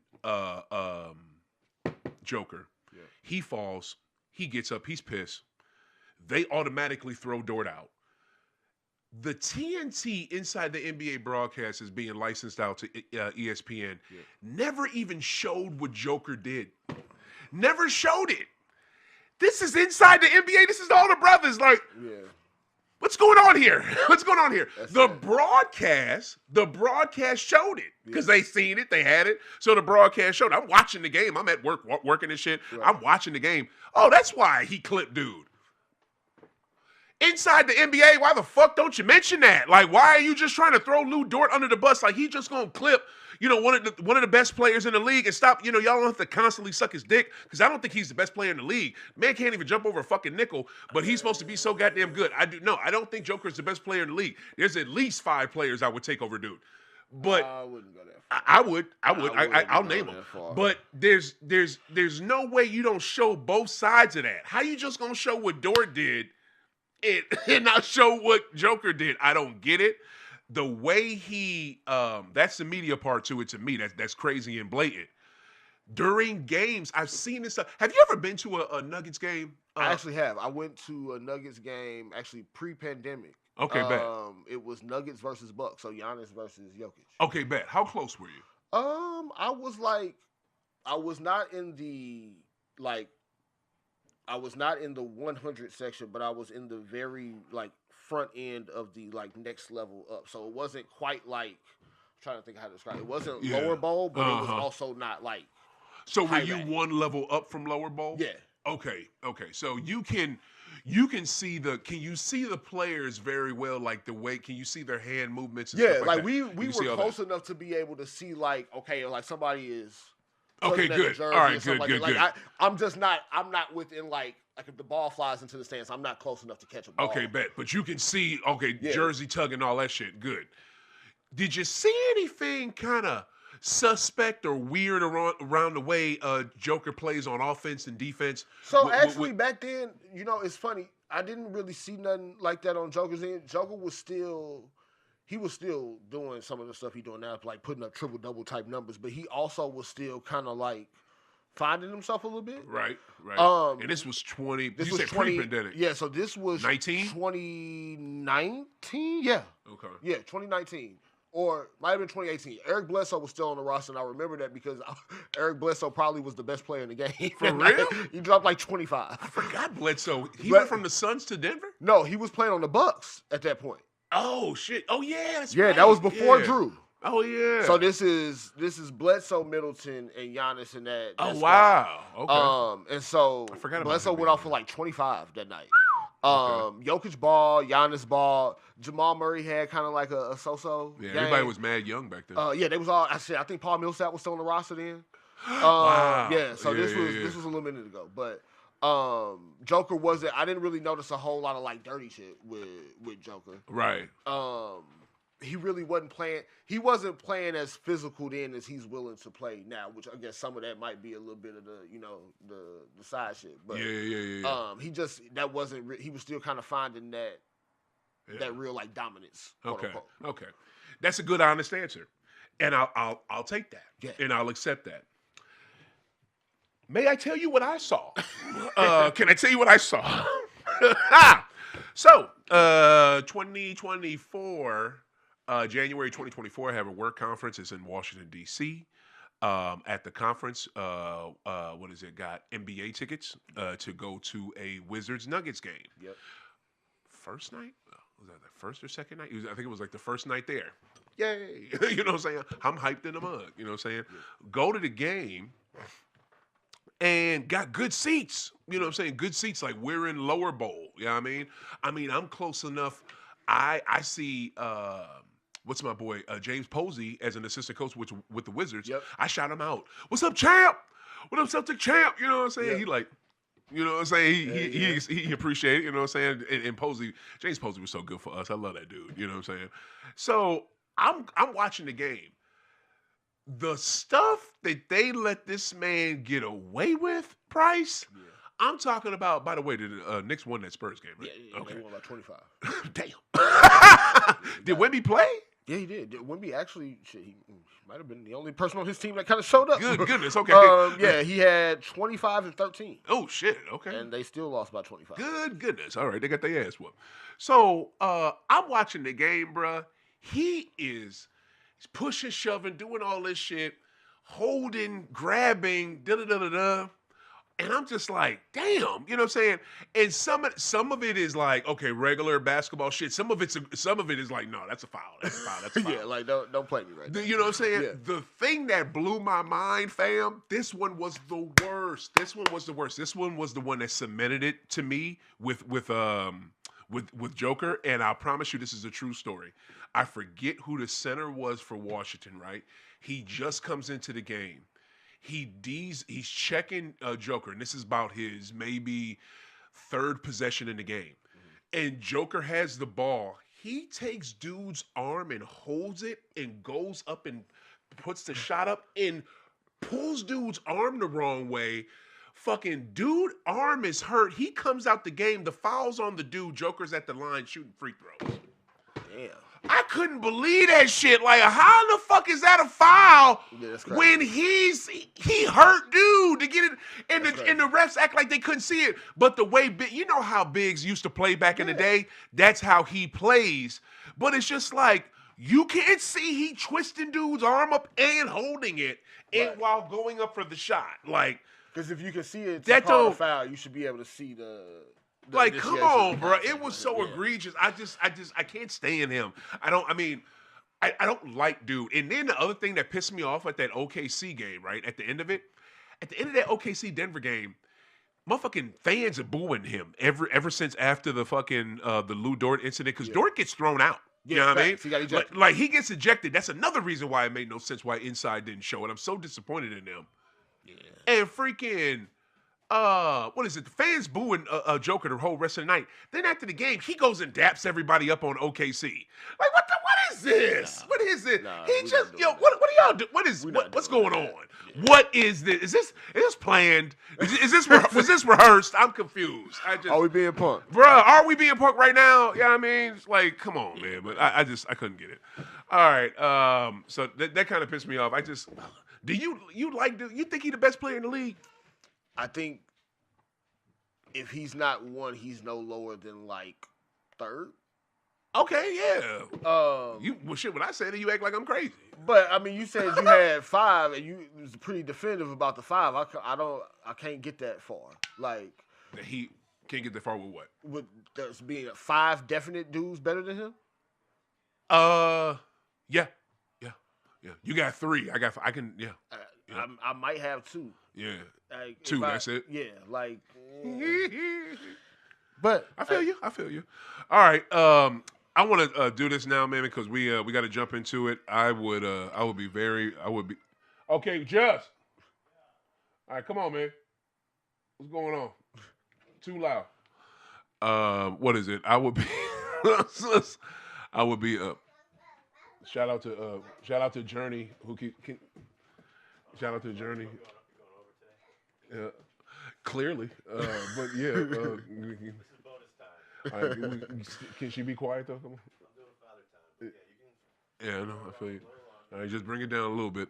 All right, so live. Shout out to Journey, who's in the house playing with her daddy. She wants to be on the show. Anyway, I would be remiss if we did not do a SLU report. This man is the sideline reporter for our St. Louis Billikens here in St. Louis. I tell you one thing. Have you, with the recent news that came out about the Mill Creek area in St. Louis that was like taken over by the university to build the university? I'm on some SLU right now. I'm not gonna fucking lie to you. Have you heard about that? Yeah. So. Oh my goodness, bro. I mean, there's a lot of stuff that's come out recently. They can go to hell about not only the taking of Mill Creek, but also like the different experiments that were done in St. Louis City by the actual like U.S. military. Oh wow! Like testing different types of like chemicals and things like that on the city of St. Louis. Yeah. In the just 60s. a black neighborhood. Yeah, just the black neighborhoods, of course, right? They wouldn't want to put those wonderful white people at home. Yeah, you know what I'm saying? Good God, man. Yeah, so it is definitely a bittersweet thing, right? So like SLU's having the greatest like season that any of us can really remember, but you also got that as a backdrop to everything just about the school, right? Yeah. It's ironic, isn't it? It is, right? Yeah, it is. But what I can say is, I wish Marshall was here to answer I wonder what his opinion would be I on that. I think of it honestly. It's probably kind of sad to say this, but I think of it the same way that you think of Rosewood, that you think of the Tulsa Massacre. Like everywhere that essentially everywhere in America that is currently predominantly white was at once, sometime before, a predominantly different ethnicity area. Word. And they decided, oh well, we want that, so we're gonna take it. Right. Just no explanation, no rightful ownership, but just the authority, quote unquote, and the means to do so.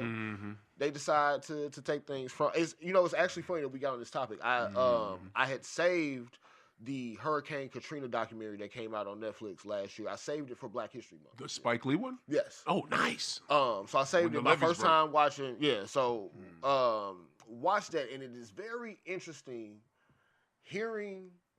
Especially because, again, for me, flashback 2006, I was 14 years old. So I was aware of what was going on in the world, but I was not aware in the level that I'm going to be as a 30-year-old adult, right? Very interesting seeing what truly happened on the ground in Katrina and how the government acted on that in comparison to how we've seen the government fail at other points in predominantly black cities where these types of disasters and things happen, right? So everybody and for those of y'all who've not watched that documentary, 3 parts, excellent documentary, very well done by, of course, Spike Lee. It's gonna be excellent anytime. But it was very interesting to see everybody's account of Katrina who from New Orleans, they like, we're gonna stick it out. And for the most part, the actual hurricane itself, they stuck out. It is the levees breaking, which I'm not gonna go as far in depth as I could probably go on this, but if we just thinking logically about how water rises and how things break, it's pretty tough for you to get me to believe that a concrete wall just simply crumbles because it suddenly is under 20 feet of water for the first time in a few years. Wow, yeah, wow. Exactly how does a levee break? Wow. If it is a concrete structure. Yeah. Another topic for another day.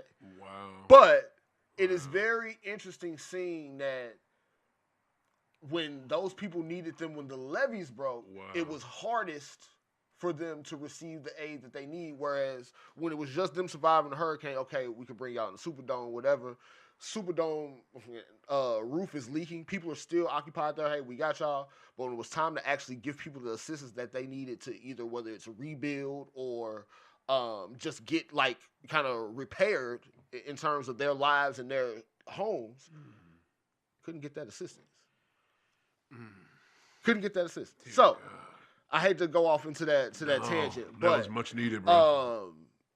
That is kind of what my default is. That is kind of what's expected when you think of spaces that white people have now quote unquote made great or that they have occupied. So it is unfortunately just kind of a fact of black history that at some point if we build an area up too nice, it's no longer going to be ours. I get how you made that correlation because I 100% guarantee that what was that, the 5th ward? Was that, what ward was that? God damn it. Where they got taken out. Whatever ward that was. Yes. I believe it was the 5th ward. I could be very wrong, but I believe it was the 5th in New Orleans. I could be wrong too. I apologize to New Orleans people, residents, but I promise you that neighborhood ain't as black like it used to be. And it, of course, at the end of the documentary, definitely makes you aware of that fact. It's been gentrified and taken. I wonder why that happened. So it's a great correlation that I'm so glad you made. And yeah, we're gonna we High Off the Glass. It's a basketball cannabis show. Talk sports, but we also talk politics. We talk current events. That is a current event that is currently going on because at the Missouri History Museum right now there is a whole exhibit dedicated to it. My father-in-law, he's actually in it. So, because he lived in Mill Creek, he straight lived through this. So it's very personal to me. I love that man a whole lot. He is amazing. So If I were you, if you are within earshot of my voice, if you're available, you should go to St. Louis. Hit up the Missouri History Museum and see how long that exhibit is going to be there, and try your best to make it there, because I know I'm going, and you should go there because you would love it and you will learn a lot. All right, so don't like the history of that school, but they still having a kick-ass season, and they are balling, even though Robbie wants to kick off fights now. Hey, Robbie. That whole situation was hilarious. Robbie is looking more and more like Joker, but before because Joker will do some shit like that too. Before we get into that part, tell me what's going on with our boys. So they are now, I believe, 25-3 after the win yesterday at home against Duquesne. A game they came back from 15 points down. Duquesne started that game 5 for 5 from 3-point range. But then proceeded to score. So they went up 20-8. Before the first media timeout. 20-8? They came out 20-8. Duquesne did or SLU? Duquesne did. Wow. And then for the next 35 minutes, only scored 56 points.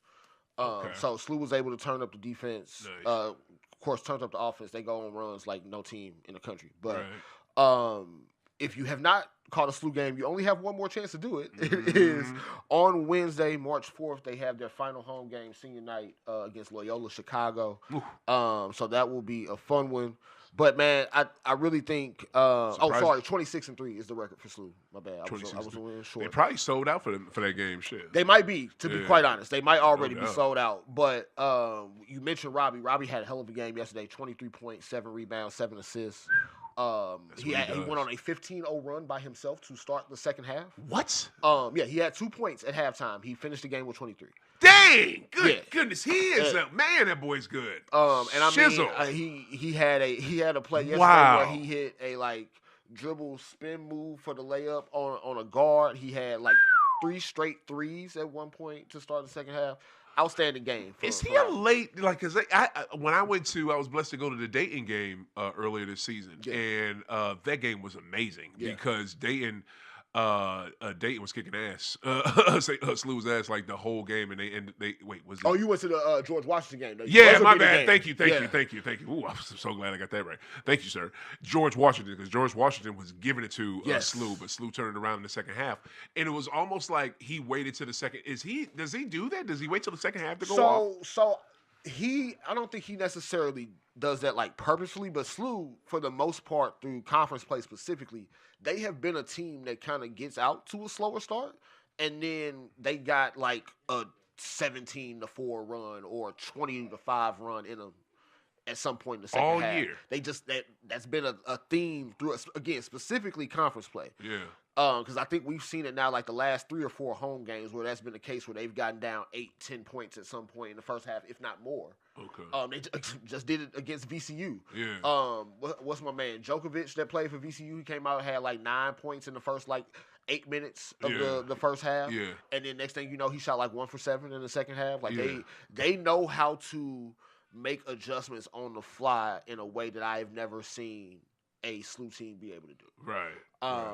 So Robbie's out there kicking ass. He is, man. Quentin Jones, point guard, man, out of Chicago. You saw Chicago come out of him a little bit in that VCU skirmish. He was looking to kind of hey, do I got to square up with somebody? Right. We can make this happen real fast if we need to. But no doubt. Shout out to Q, man. But he had a hell of a game last night. Paul Otieno, he is a very versatile big on defense. Last night probably had the best offensive game of his season.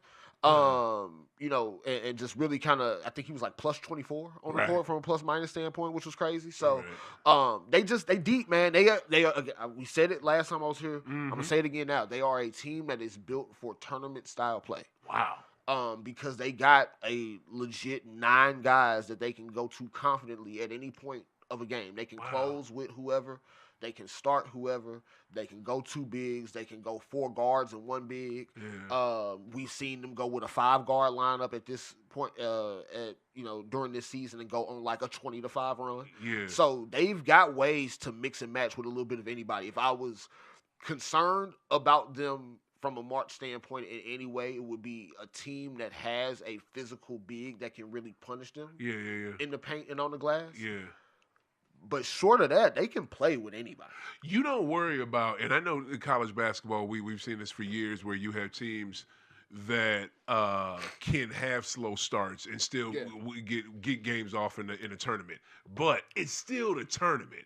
You not worried about them having them slow starts and still going deep? I'm not quite as concerned because I think on a neutral floor, we've seen it in March all the time. Teams get out to big leads and blow them. That's true. In March, always, every year. Yeah. And also for them, outside of whatever first round game they play, they're probably going to be the benefit of being the underdog in every game they play. They might be like a 6 or 7 seed, especially if they go on a run and win the A-10 here in a couple weeks. So, if you're looking at something like that where they can be, favorite first game, underdog the second game, anything is really possible. Okay. Again, like I said, unless you just have of course, I don't, and I'm saying this as somebody who's watched them all year, I don't expect them to win a national championship. I'm not saying that. Right. But we've seen crazy runs from all types of college teams in the past. If they can avoid playing a team that has a legitimate, post threat. Yeah, that big. You said that, yeah. They can have a chance to beat anybody. Yeah, okay. All right, and let me end it with this then. Is it, you said it before last time you were on, you see legit, the furthest they can get would be Final Four. You still say that? I think, again, seed and break right. I think they can make as deep of a run as the Final Four. Wow, that's wild. Because they can shoot, they are efficient, and they can defend regardless of the size difference. Yeah. So they've played teams in conference play that have legit 6'10", 7-foot guys, and they've been able to neutralize those lineups because a guy like Robbie can shoot. They have guards who have the wingspan to guard up. They can guard 4s and 5s with guys who are 6'6". You know what I'm saying? So they have the athleticism and the ability to mix match to where, again, they can kind of play any kind of style while still playing their type of basketball. And I think that's important whenever you get into March. Again, the matchups are going to mean everything, but I think they can really make a deep run if the seedings break right. All right, that works for me. All right, I'm going to say this, man. I want to jump into college basketball real quick. Arizona looked good, again, of course, against Kansas yesterday. They did their thing. Tar Heels looked like ass against what were they playing? Virginia Tech? Va Tech, and they barely beat them. It's so disgusting. But the team that nobody's talking about, and they are just quietly kicking ass, I need to look at their schedule. Maybe they haven't played nobody. Maybe that's why nobody's talking about it. But national champion UConn looks really good, bro. Nobody's talking about Hurley them. kind of got them rolling right now. You know what I'm saying? I don't get it. Yeah, I think it's a combination of schedule, and I think that even when they were winning the national championship, people always kind of underestimated them for some reason. Right. I can't pinpoint exactly what it is because, of course, it's not coaching. Yeah, right. Hurley got them rocking and rolling even when they don't necessarily have the best guys on the floor all the time. So, UConn is going to be dangerous. Who was I just watching? So, can I get your thoughts on Darren Peterson real quick? I know we ain't going to probably have that much time, but who we play for? The Kansas. Oh, is that the one that taking itself out of the game? So, look, because ask me whatever you want. I low key have an opinion. So of course, all these teams in the NBA are tanking, and they're looking at Darren Peterson, they're looking at AJ DeBonsa, and they're looking at Cameron Boozer. Yeah. Cam Boozer is a very old school throwback basketball player. Plays just like his dad. No doubt. He's not going to get anybody fired if you draft him, but he's also probably not going to be the guy that pushes you over the hump if you're trying to be a championship contender. Yeah. Outside, inside the lottery. Yeah.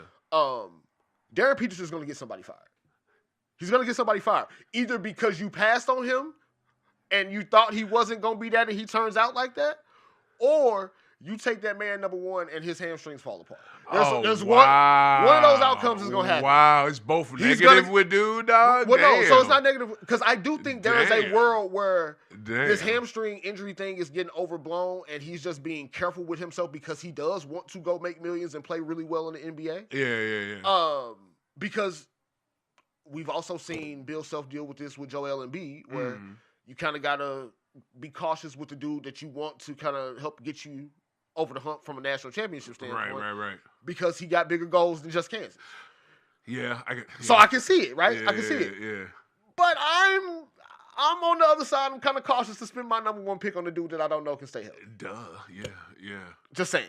Yeah. So what? So I just want to know if you were blessed with the number one pick. Of course, you're not running the Celtics because they're not bad enough to get a number one pick. I know, right?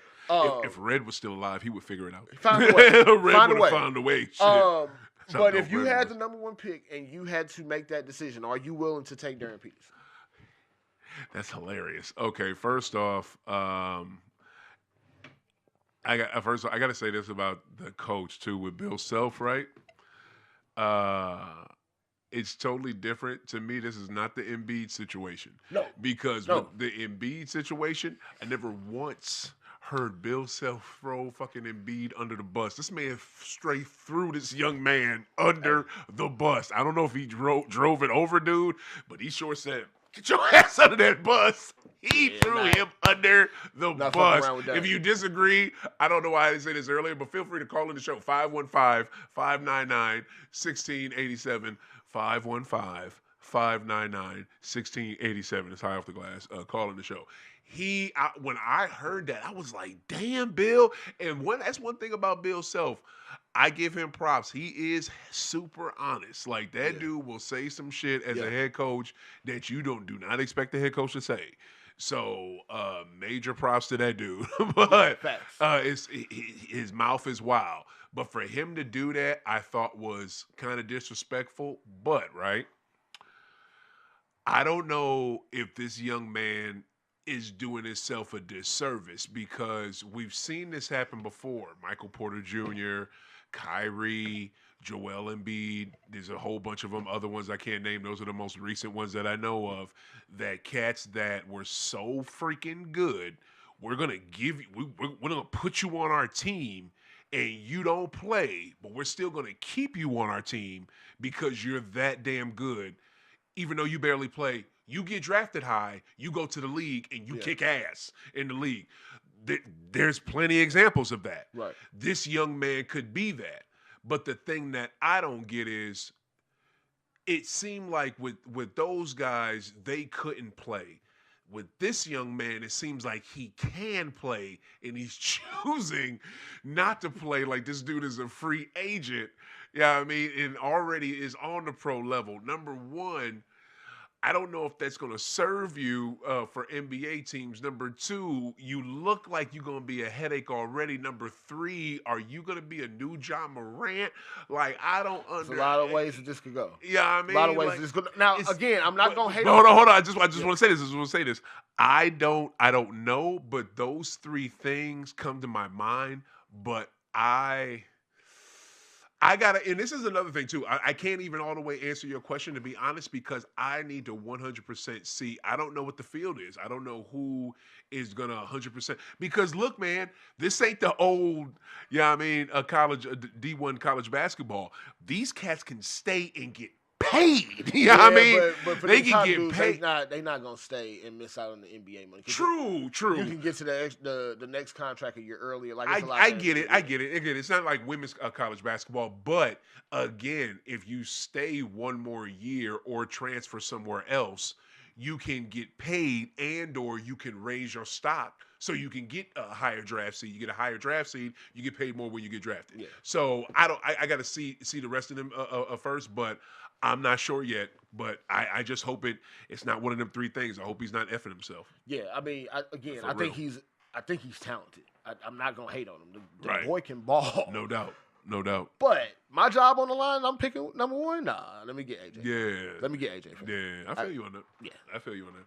All right, we probably gonna wrap this mug up here in a little bit, but one thing I definitely wanted to talk about before we left, man, was favorite sports movies. You know what I'm saying? Yes. And like I said, I did this in honor of you, right? Yes. Because Just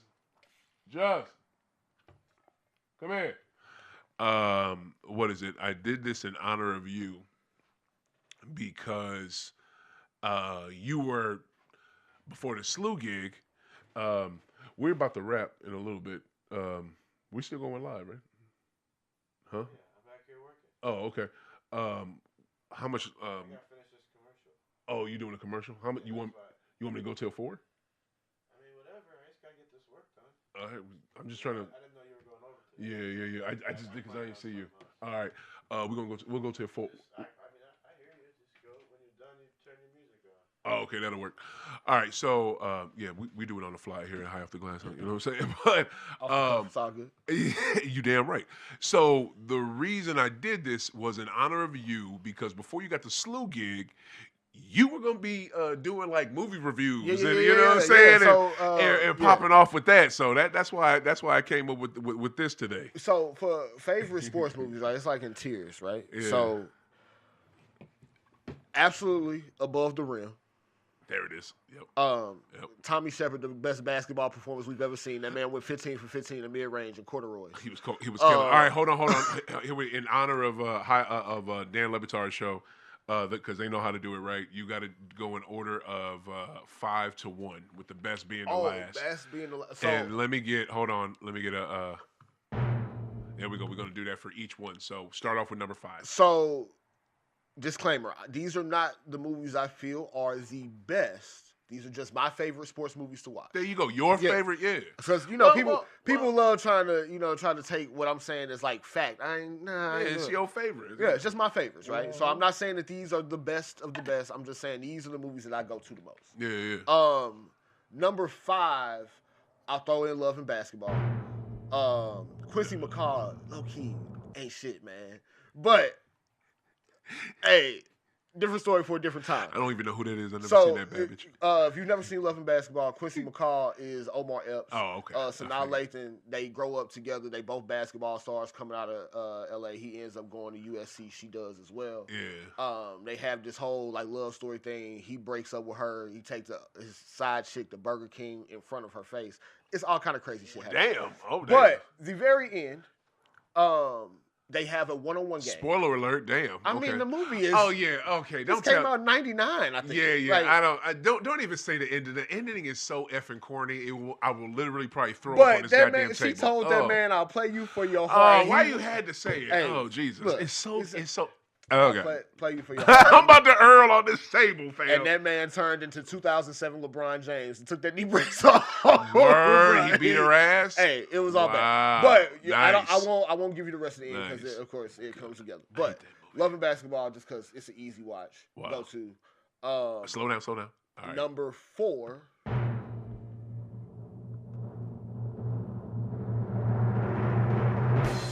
Hardball. Oh, that's a good one. That's a good one. Shout out to G Baby. That's a good one. The first Damn, I forgot about Hardball. That made me cry. Yeah, man. That's Hardball. A great one. Fantastic.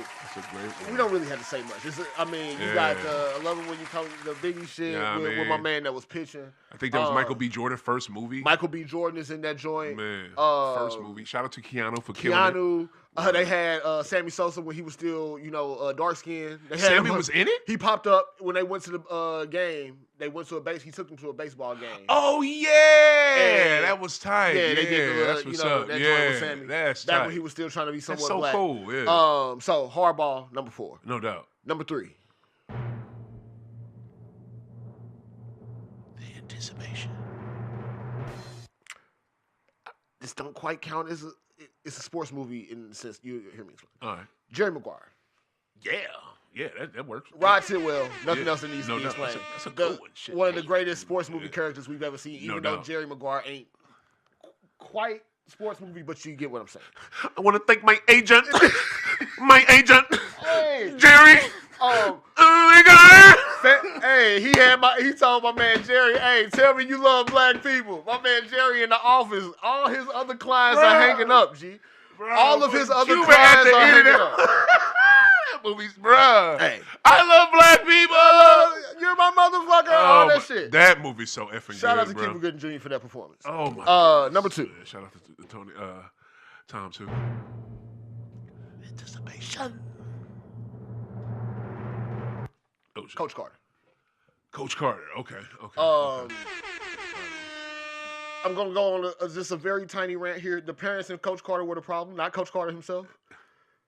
That man asked y'all for a 2.3 GPA, to wear a shirt and tie on game day and to sit in the front of your classes. Right. And the parents threw a fit as though he asked them to join the Nazi army. I forgot about that part. Oh, my goodness. They took that man to the state board to have his contract overturned. He gave the players contracts that they signed that they would uphold those 3 things. The parents took that man to the state board to have them basically rip up the contract so that they could play in whatever tournament or playoff game Seriously, that he was fam? holding. And that was a true story, right? Yeah, this is based on a I true haven't story. seen Coach Carter in so long. I forgot it. Wow. So Coach Carter, great watch. Yeah. Easy watch. Shout The out to basketball is great in Coach Carter. Yeah. And it also is not the stereotypical ending either. So Coach Carter, great. Sam Jackson as Coach Carter, fantastic performance. All of the players made high school basketball look very believable. Yeah. Fantastic. Last but not least, number 1. That was 4. No, that was 2. Yeah, I've gone through 4 movies. We had, what was number 5? Love and Basketball was number 5. Yep. We had, God damn it, I'm already forgetting the damn above list. the rim? Above the rim is going to be 1. We'll get to that here in a second. Shit. But number 4 was Hardball. Hardball, yep. 3 was Hardball. How you forget already? You just said them. Shit. I had Love and Basketball. There was 1 before Hardball. I think Hardball was 3. All right, fuck it. All right, number 1. Number 1 is Above the Rim. All right, there it is. Tommy Shepard again. Best basketball performance we've ever seen in the movie. The man went 15 for 15 from the mid-range and corduroys. He was dope. Also, very funny cameo from Bernie Mac. Oh, Bernie Mac steals that movie. Oh, man. my God, man. I was so pissed when they Bishop. could never take what we were, Shep. Why Bishop have to do that to him, man? Hey, man. Fuck you, Bernie. Damn. Yeah, Bernie was wildin'. But also great Tupac performance. Always. Tupac. Always. Man, always. For those of y'all who don't know. And Wood Harris, to be honest with you. Yes, Wood Harris. Wood Harris was excellent in that mud, too. Everybody played their role to a T. They did. Tupac, man, had a very long career ahead of him as an actor if he did not pass away. Yes, he did. Because, again, those of y'all who don't know, for the little black movie stuff that I was doing, those of y'all don't know at home, the movie Baby Boy was also written for Tupac, but he died before they got a chance to make it. Sure was. So, that's the reason why the Tupac portrait is painted on the wall in that movie. Killed that. He would have killed that. Man, so, Tupac was amazing in that movie. My man Leon is Tommy Shepard, fantastic. We mentioned Bernie Mac. What's Dwayne Martin? Yeah, Dwayne crushes. Crushes again, making the basketball look great. They had a couple like actual college and NBA guys that actually played his teammates in that movie. Yeah. Very well done movie. No fantastic. It is. 10 out of 10. Above the Rim is number 1. There it is. I love your list. I love it. And that is no, that's the wrong one. We got we ain't got no. No, that's it. All right. That is your favorite sports movie list. I love it. I'm about to give mine. You got some bangers in there, bro. Yeah. You got some bangers. You definitely had one. You got me with that. I'm sorry. Hardball. So I remember now. Jerry Maguire was 3. Hardball was 4. Oh my God, Jerry Maguire. Yes. Yep, there it is. Love and Basketball 5, Hardball 4, Jerry Maguire 3, Coach Carter 2, Above the Rim number 1. There it is. Bad. I'm glad you got them. All right. I'm gonna nail mine. I'm gonna do mine real quick. It's hard. It's hard to go backwards. It's really kind of hard to go backwards. Being honest with you. And also, they really don't make sports movies the way they used to. They don't, bro. That's why most of mine are kind of old for real. All right, I'm gonna go number 5.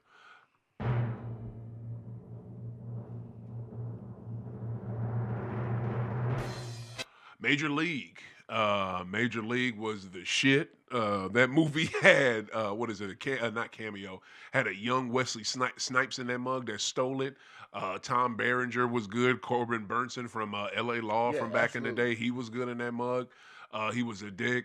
What else? I forget the black man's name in it. The dude from the damn Allstate used to be in the Allstate commercials. He's a great actor too. He was in Heat. He was a getaway driver in Heat. That brother was in it. He played. You talking about Serrano. He played Serrano. Yeah. Played the Serrano Allstate in the man. movie. Yeah. Yep. He a good. Oh, Dennis Haysbert. Dennis Haysbert. Thank you. Good one. Also, right the on. father in Love and Basketball. Yeah, he was, wasn't he? Yep. Yeah, he was Quincy McCall or Zeke McCall. So, That's what's up. Yeah. That's what's up. I sure can't wait to never watch that movie. What is it? So yeah, I love Major League and Charlie Sheen, of course, he was dope in that. But yeah, Major League is my joint. Number 4. What? I can't go. Yeah, number 4 is that's Above the Rim. That's oh shit, I did it wrong. That's gonna be it for me. It's gonna be definitely Above the Rim. That is my shit for all the reasons we just named. I think Bernie steals that movie, and like I said before, whoever wrote that Birdie had to kill him, like out of all the people, why him? Like, I mean, like it was forced. You know what I'm saying? Forced. It was didn't need to happen. You know what I'm saying? I get it. He's a homeless dude. Nobody would give a shit, but like still, that wasn't cool. So I love Above the Rim. And another thing about Above the Rim that I'm surprised you didn't mention, and it's probably because you was too young. The soundtrack for that itch. Oh.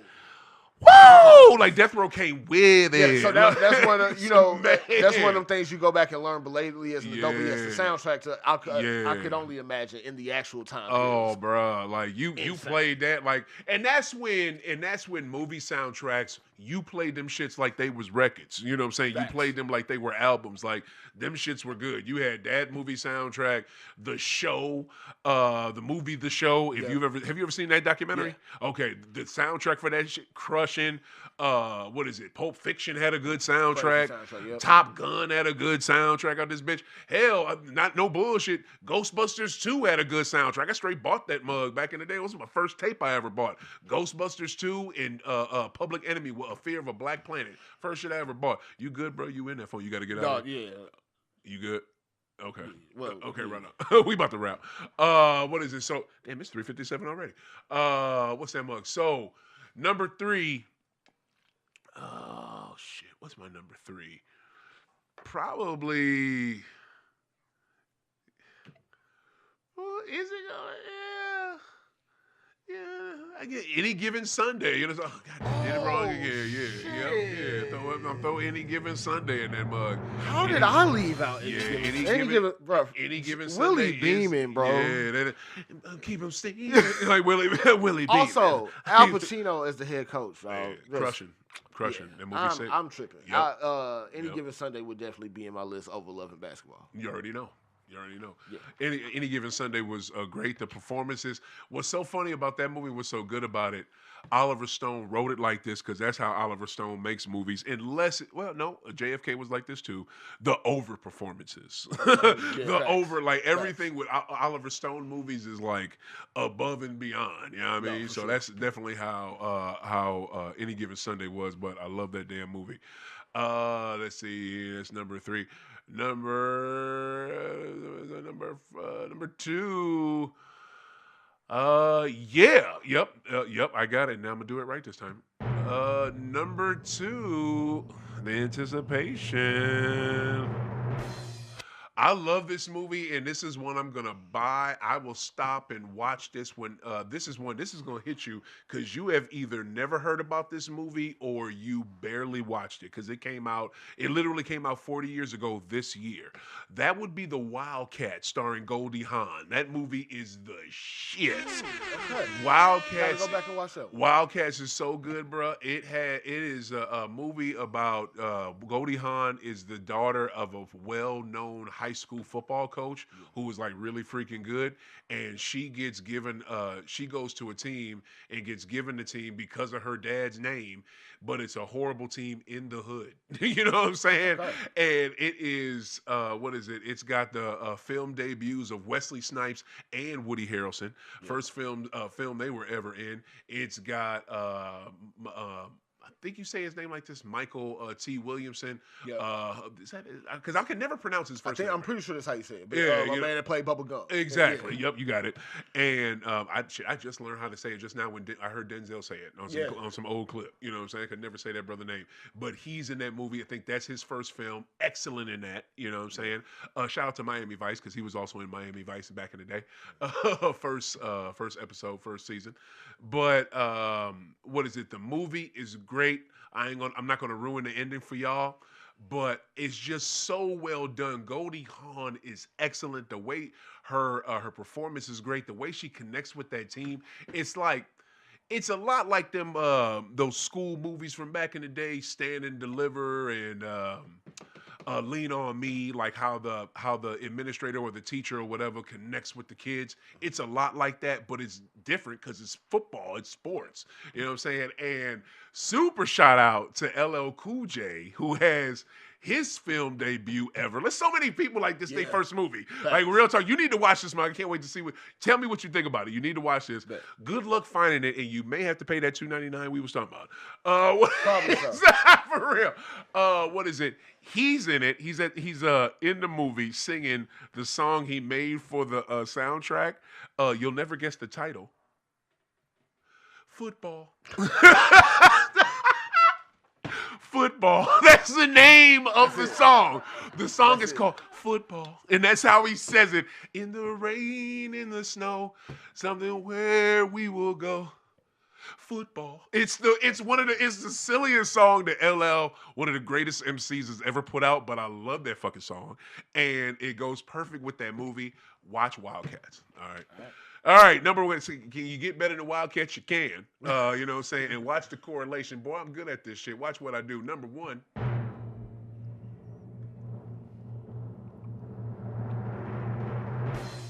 Easily my greatest sports movie all time. White Man Can't Jump. Ain't nothing fucking with White Man Can't Jump. I will watch that shit. I don't give a shit. I know that movie backwards and forth. Well, go for it. Like I know that movie, and I know the music from that bitch.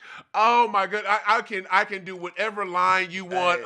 Shout out to Marcus Johnson, man. You know what I'm saying? King and the Duck. You know what I'm saying? Like Marcus Johnson was so good in that shit. You know what I'm saying? Hilarious. Shout out to Ronaldo Ray in that mug that sold him the strap. Like, oh my god, he was so fun. Give me what he say?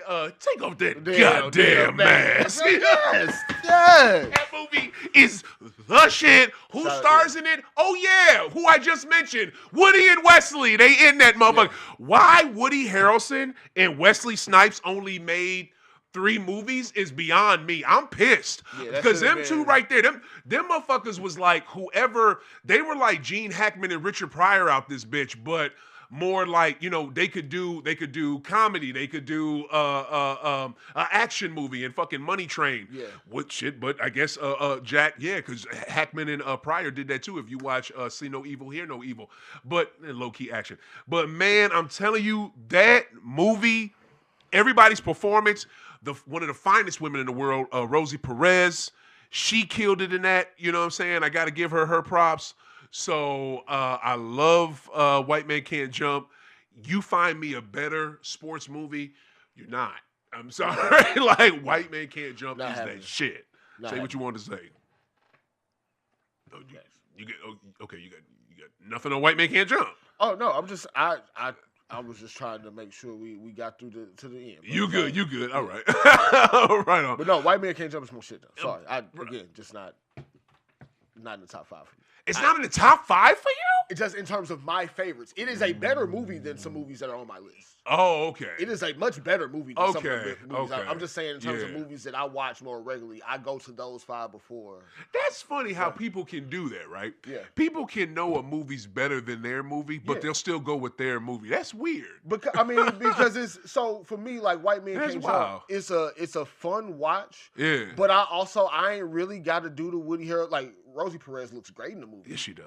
But I didn't have to do their relationship shit. Like that was a great part of it. Shit. But it was also like Woody Harrelson's just a dumbass. Like why you keep gambling this woman's money, bro? So that was just the small nitpick. That's why it was interesting. I always in my mind, right? To me, that's why what made it interesting. You're super fine and dope. Why you keep fucking with this loser? But I always thought I came up with a part 2 in my mind, and in the part 2, he has to go get her back. You know what I mean? Yeah. And in the midst of him having to get her back, he's got to hoop again. You know what I'm saying? Right. So, like, that's what 2 could have been about. I wish that they could have done it, but no, of course, they did a whack-ass reboot that did nobody like. With fucking Jack Harlow or whatever? Yeah, and I don't know who the other person, it was the brother from Power, some shit was in it. We didn't need that. That shit was whacked in the like bitch. Many of the sequels that have been made without the original people starting. Nobody wanted it. Any, you hype for Michael that's about to come out? Absolutely. Absolutely. Bruh. The world owes Michael Jackson an apology. Bruh. The world owes Michael Jackson an apology. You talking about somebody who get me crying on this motherfucker? That'd be Michael Joseph Hey, Jackson. that's gonna be a great movie. I'm looking forward to it. I love the fact that his nephew is playing. Whenever, and I pray I want us to do it this month before it comes out. And I think it comes out. When it comes out, like late April. Yeah. Okay, good. Long as we do it before it come out, I think we could do a whole Michael episode. Absolutely. Okay, bet. Let's do that. Let's We'll get that in. yeah, we'll make that happen. We need to Sure. get that to effing. All right, y'all. This was a good one. Man, thank you, Price, for making time. Always. Man. Appreciate y'all having me. Oh, Appreciate my y'all tuning in. This I had to get this off, and I appreciate you making time. Tell the people where they can find you, bro. Hey, Price Check Pod on YouTube, Price Check Pod on IG. Got a lot of great SLU content from this season. We'll do a nice little SLU season recap here whenever they end. We are going to Pittsburgh for the conference tournament here, week after next. That's what's up. Should be fun, man. A lot going on, but definitely those two places: IG, YouTube, Price Check Pod. There we go. Check this man out, man. Like, real talk, the brother's young. He's smart. He not to mention that he takes time to, for High Off the Glass, which is amazing because the man is busy. But he is smart. He knows ball. He knows sports. He knows what he's talking about with pop culture. You guys need to check this man out. He is intelligent and he does it. Thank you, Josh. I appreciate you having me, brother. It's time to shake. It's time to blow some. Shoot, folks got to get ready for the week. I got to work tomorrow. So does this man. So keep smoking. Keep hooping. Oh, and I got to say this. Before we get out of here. Where is it? I have to shout this out. February 16th, 1957. And I meant to say this last month, but I forgot. But I'm not going to go another episode not say this. February 16th, 1957, one of the greatest human beings on earth was born. His name is bring this down. His name is LeVar Burton. That man was Kunta Kinte in Roots. That man was Geordie LaForge in Star Trek Next Generation. That man is, he to me made me proud to be black. He made me love myself. He made me love my family. He loved me. He made me love reading. Hell, he made me love me. You know what I'm saying? Like, I love LeVar Burton. Everything about that man. You have never heard anything negative about him. You have never heard anything derogatory. He treats people the way you want to be treated by someone you've loved, admired, looked up to your entire life. That man made me love learning things. He did. So I just want to, LeVar Burton, you are the best. We love you, brother. I hope you had a great birthday on the 16th. And what is it? We about to get out of here. Keep smoking, keep hooping. I will be back next week. Go Celtics. Let's go.